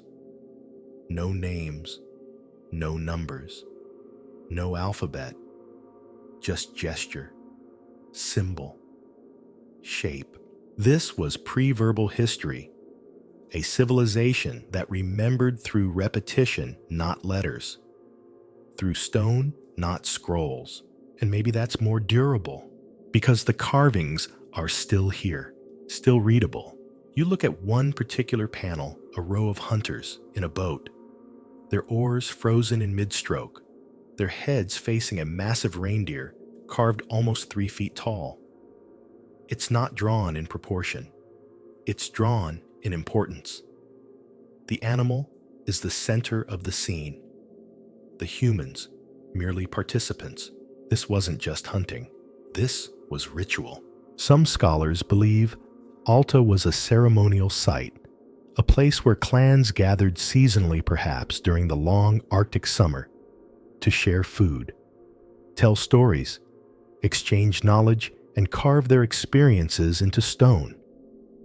Kind of like a prehistoric conference center minus the PowerPoints. Others argue it was a sacred map, a place where reality and myth overlapped, where the cliffs became a canvas for expressing the unseen truths of their world. A place where boundaries between land and sea, human and animal life, and death could be negotiated in grooves of stone. And then there's the question of the solar symbols. Among the carvings are circular patterns often interpreted as sun's wheels or portals. Some researchers believe they reflect an early understanding of celestial cycles or mark moments like solstices or lunar events. Others see them as spiritual gateways, symbolic of journeys between realms. The Alta carvings have no one meaning. They have many. That's what makes them magical. Because the more you look, the more you realize this was not primitive. This was layered, encoded, intentional. The artists weren't just chronicling their lives. They were creating a spiritual operating system, one that blended observation, imagination, and belief into a coherent visual language. And here's the kicker. There's no end point. The site wasn't abandoned in a dramatic collapse. It faded gradually as culture shifted, as metal arrived, as newer rituals replaced older ones. But the carvings remained, unerased, unforgotten. Today, the local Sami people indigenous to the region still recognize some of the motifs. To them, this isn't archaeology. It's ancestry. Some of the figures resemble Sami deities or spirits. Others mirror traditional symbols used in drum patterns and ceremonial clothing. It's not proof exactly, but it's a whisper, a connection that stretches across thousands of years and dozens of generations. You walk along the path, watching as the carvings descend toward the sea. The tide is low. The air smells like salt and pine, and for a moment, you understand what the Alta carvers knew, that to leave a mark is to step outside of time. Not to escape it, but to hold on to it. To say, I was here. I saw this. I made meaning out of the mess. You stop beside the last panel, where a spiral twists inward to a tiny dot. It looks like nothing at first, just a squiggle, but then you see it. It's not a spiral at all. It's a path. One you're already walking, because even now, thousands of years later, the story hasn't ended. You've joined it. You've seen the marks. You've read the rocks. And whether you understand them or not, you'll remember them. You've made your way to Japan now, to the northern tip of Honshu, in a place where the land meets the sea with quiet grace.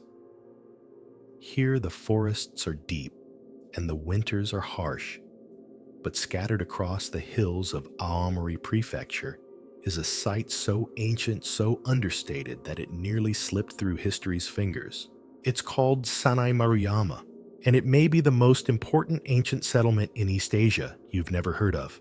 At first glance, it doesn't look like much.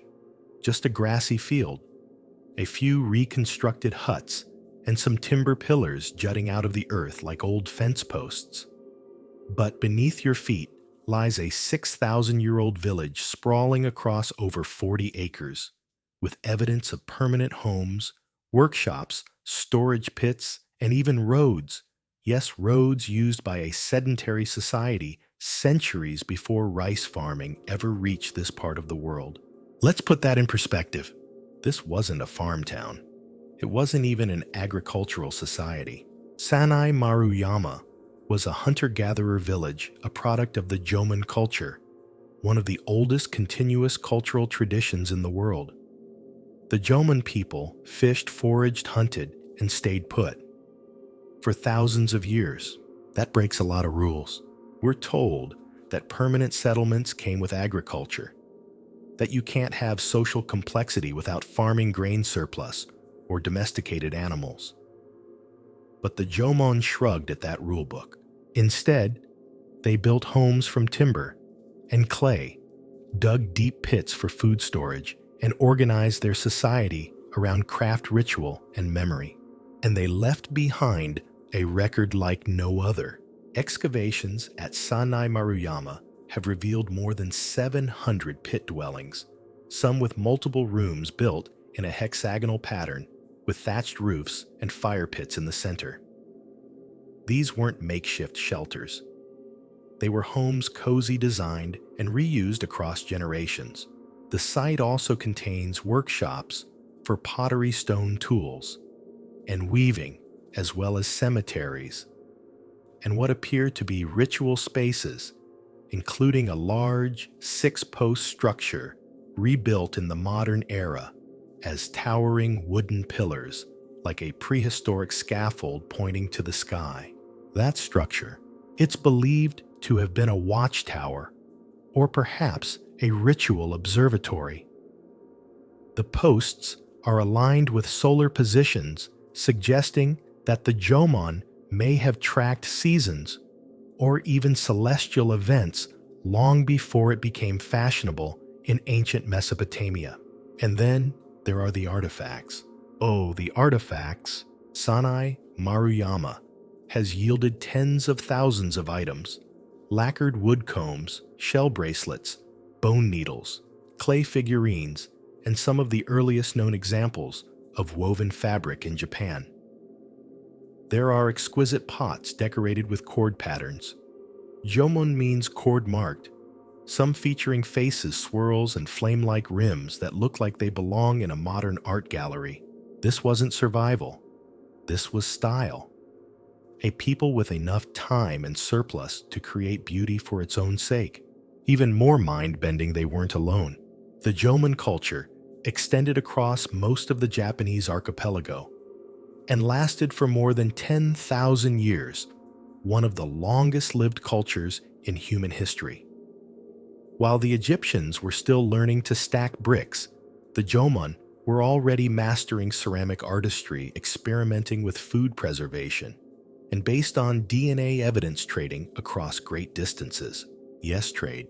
Obsidian from far-off islands, shells from the southern seas, materials found at Sannai Maruyama that did not belong to the region, all suggesting a network, a map of social connection, long before boats had sails or cities had gates. And yet, for all its brilliance, the Jomon culture was nearly forgotten. For centuries, Japanese history focused on the Yayoi period, which followed the Jomon, and brought rice cultivation metallurgy and political centralization. But Sannai Maruyama has forced a re-evaluation because it says clearly complexity came before agriculture, culture, art, stability. Those aren't luxuries granted by grain. They're the outcomes of connection intention and a deep relationship with the land. And the Jomon knew their land. They practiced forest management without ever tilling a field. They used controlled burning to encourage nut-bearing trees. They developed storage methods for acorns, chestnuts, and fish. And they built settlements large, enduring, and full of life without ever raising a crop. They also buried their dead with care. At Sannai Maruyama, burial pits have been found arranged in clusters with grave goods pigments and even deliberate positioning of the bodies. Some children were buried in jar coffins, others in shallow trenches lined with stones. The message is consistent. We remember our people. And that brings us to the most haunting part. Sometime around 2900 BCE, the settlement begins to shrink. Fewer buildings, less activity, then it fades. Why? Climate change is a likely culprit. A cooling period may have disrupted food sources, forcing the population to scatter or adapt elsewhere. But unlike other ancient cultures, there's no evidence of violence, invasion, or collapse. Just a gentle departure, like a candle dimming slowly. And yet Sannai Maruyama was never truly forgotten. It was rediscovered in the 1990s during routine construction. Bulldozers uncovered strange post holes. Archaeologists were called in. And what they found was so shocking, the project was halted. The site was preserved. It became a national treasure, and today, it's been reconstructed as a historical park, complete with replica dwellings, a museum, and walking trails. But the original village, the true heart of it, remains buried beneath layers of earth and grass protected. Sacred. You walk through the modern reconstruction, and something about it feels soft, quiet. This wasn't a city of kings. No pyramids, no palaces, just people living and dying with rhythm, surrounded by trees, watching the sky. And in that quiet, you realize something. Sannai Maruyama isn't impressive because it's grand. It's impressive because it lasted for centuries, peacefully, creatively, together. And maybe that's the lesson. That civilization isn't about war or walls or monuments that scrape the sky. It's about belonging, balance, and building something so gentle, so grounded, that it doesn't need to conquer time. It just needs to coexist with it. So you stand at the edge of the clearing. The trees rustle. A crow calls. The wooden pillars rise in silence behind you. And beneath your feet, a village sleeps dreaming in clay and fiber stone and ash.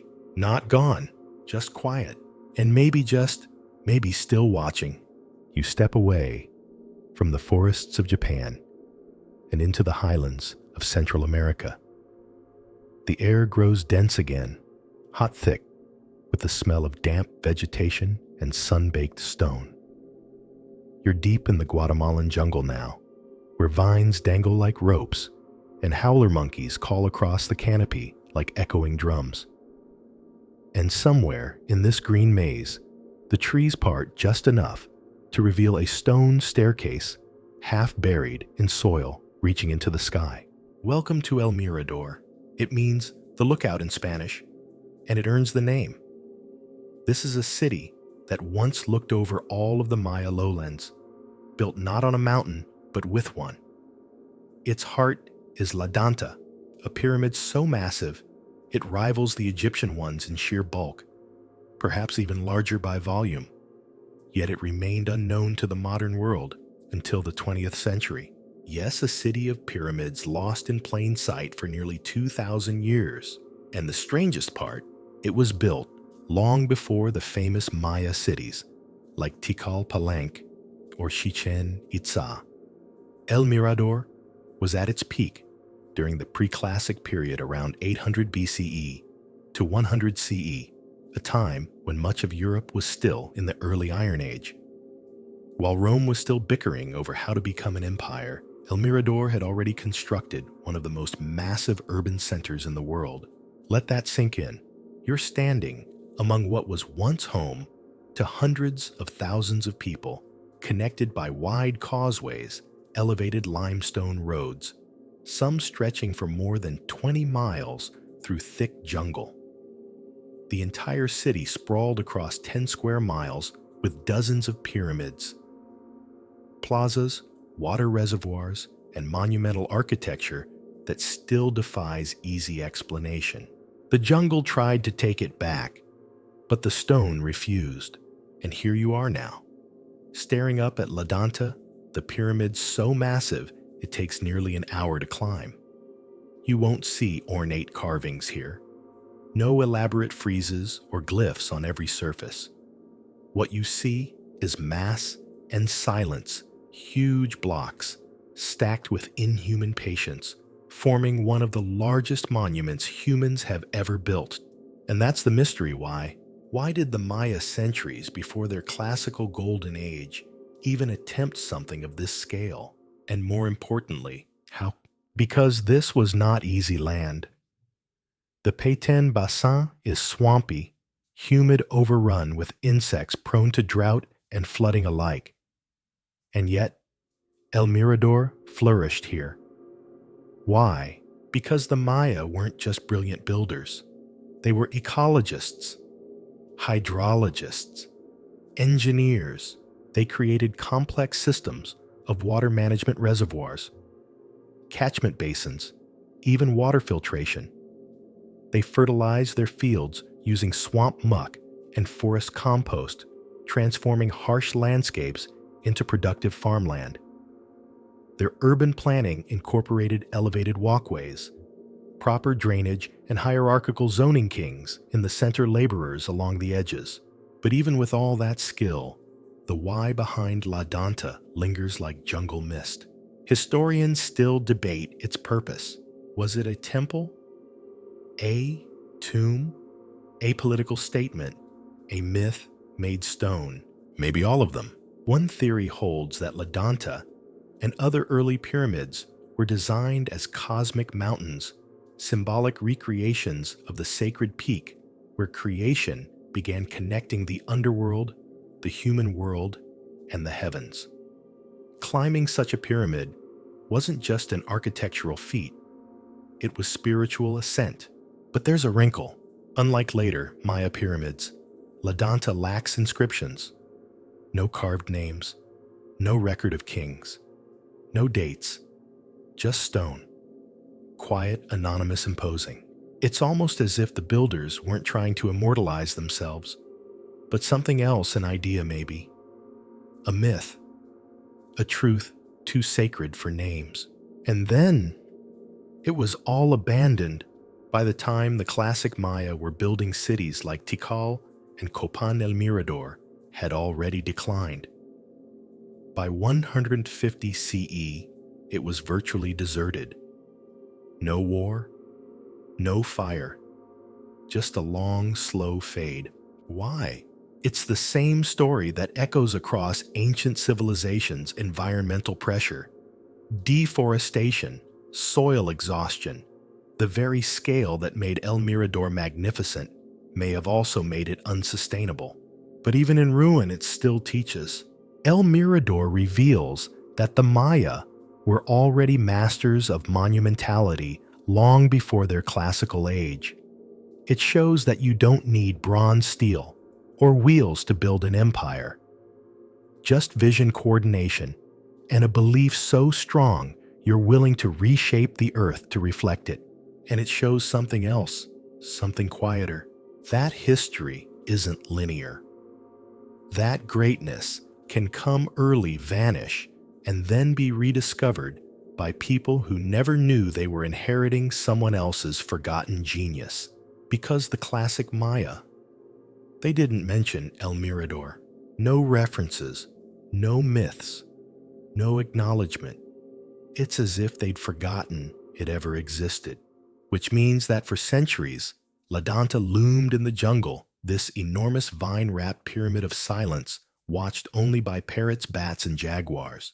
But it remembered, and now that we've found it again, we have to decide what to do with that memory. You climb partway up the stairs. Vines hang from the stone. A toucan flaps by, like punctuation. You sit breathless, not from the heat, but from the weight of it all. This isn't just a ruin, it's a question. What were they trying to reach? What were they trying to anchor? And what happens to a civilization that builds mountains only to forget them? Maybe it becomes ours, not to conquer, but to carry. And maybe that's what the jungle always wanted, not to bury the past, but to preserve it until we were ready to listen. The last journey brings you to the Siberian taiga, where forests stretch endlessly and rivers wind like silver veins across the landscape. The winters are brutal. The land is quiet. But in the far reaches of southern Russia, near the border of Kazakhstan, something ancient sleeps, something that doesn't belong in the timeline you thought you understood. This is Archaim. It was discovered only in 1987 during a routine survey for a reservoir project. Bulldozers were on standby. Locals were mostly unaware. But a team of archaeologists stopped the demolition just in time.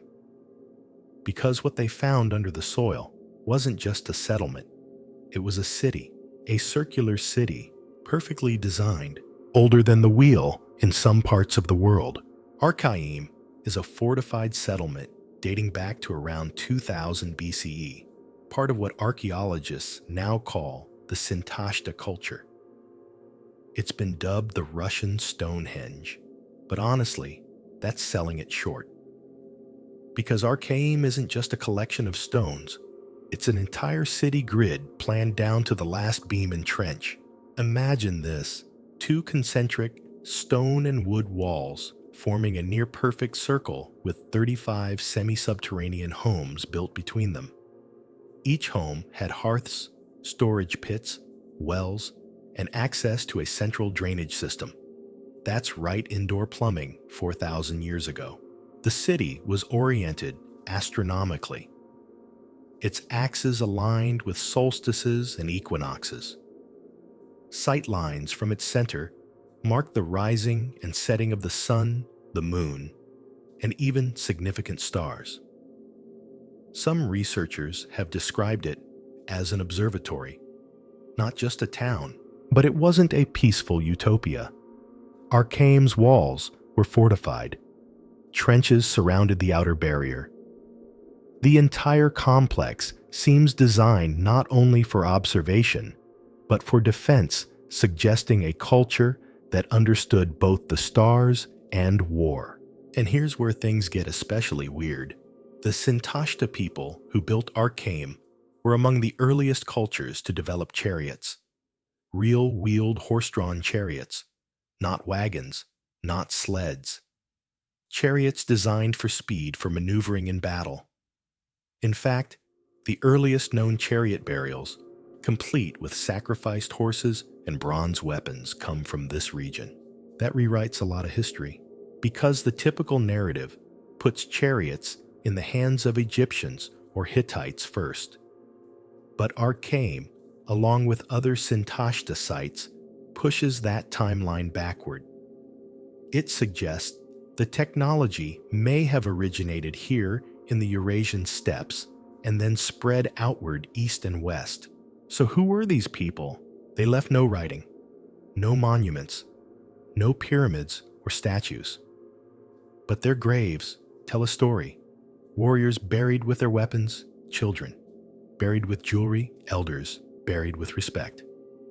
And many scholars now believe the Sintashta culture may be a Proto-Indo-European group, the ancestral thread that would eventually branch into the Celts, Greeks, Slavs, Hindus, and more.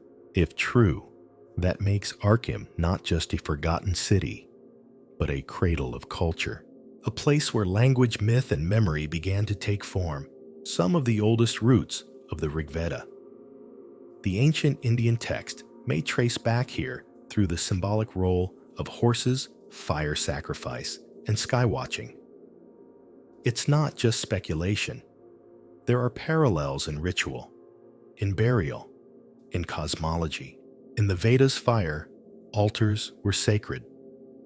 At Archaeum, every household had its hearth centered like a shrine. In the Vedas, horses were vehicles of gods. At Archaeum, horses were buried like royalty. Coincidence? Maybe. But Archaeum doesn't feel accidental. And here's something else.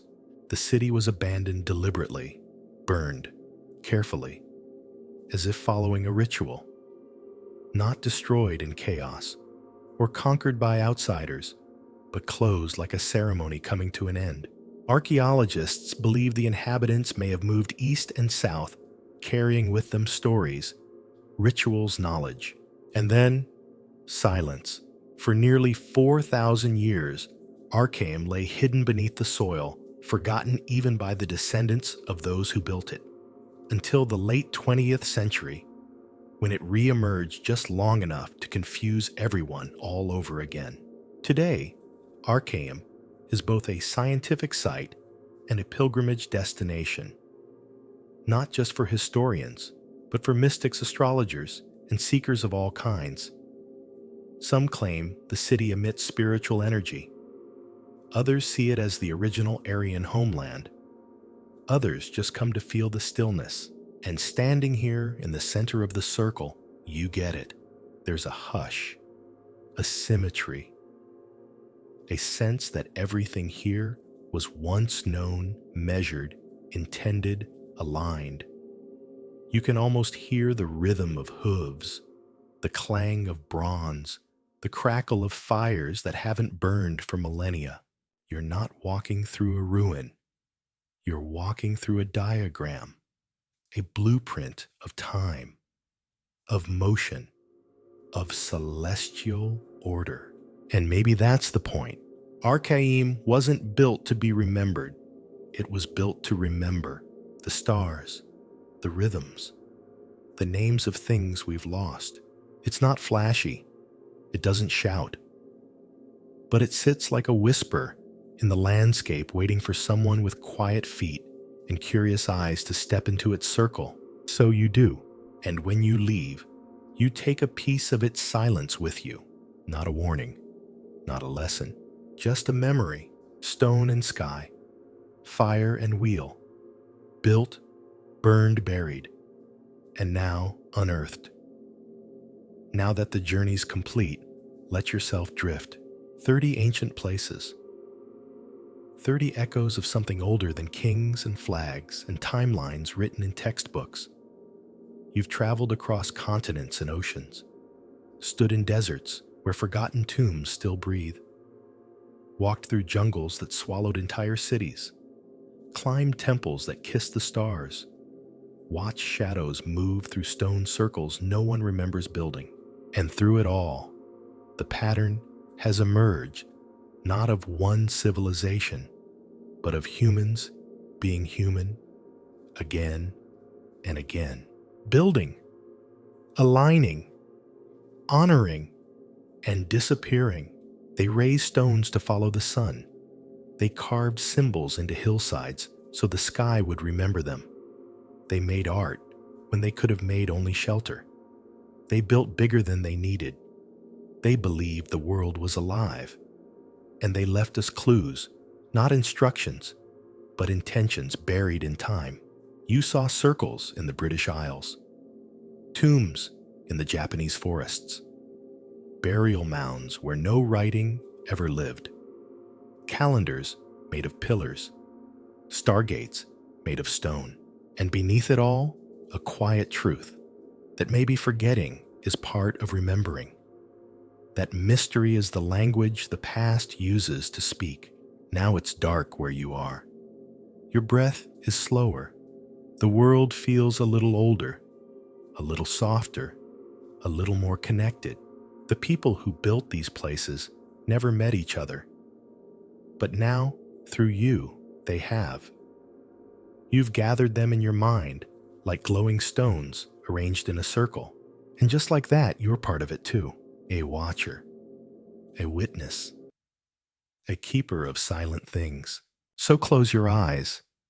Let the stones blur. Let the stars realign. The journey's done. The past is still out there. But for now,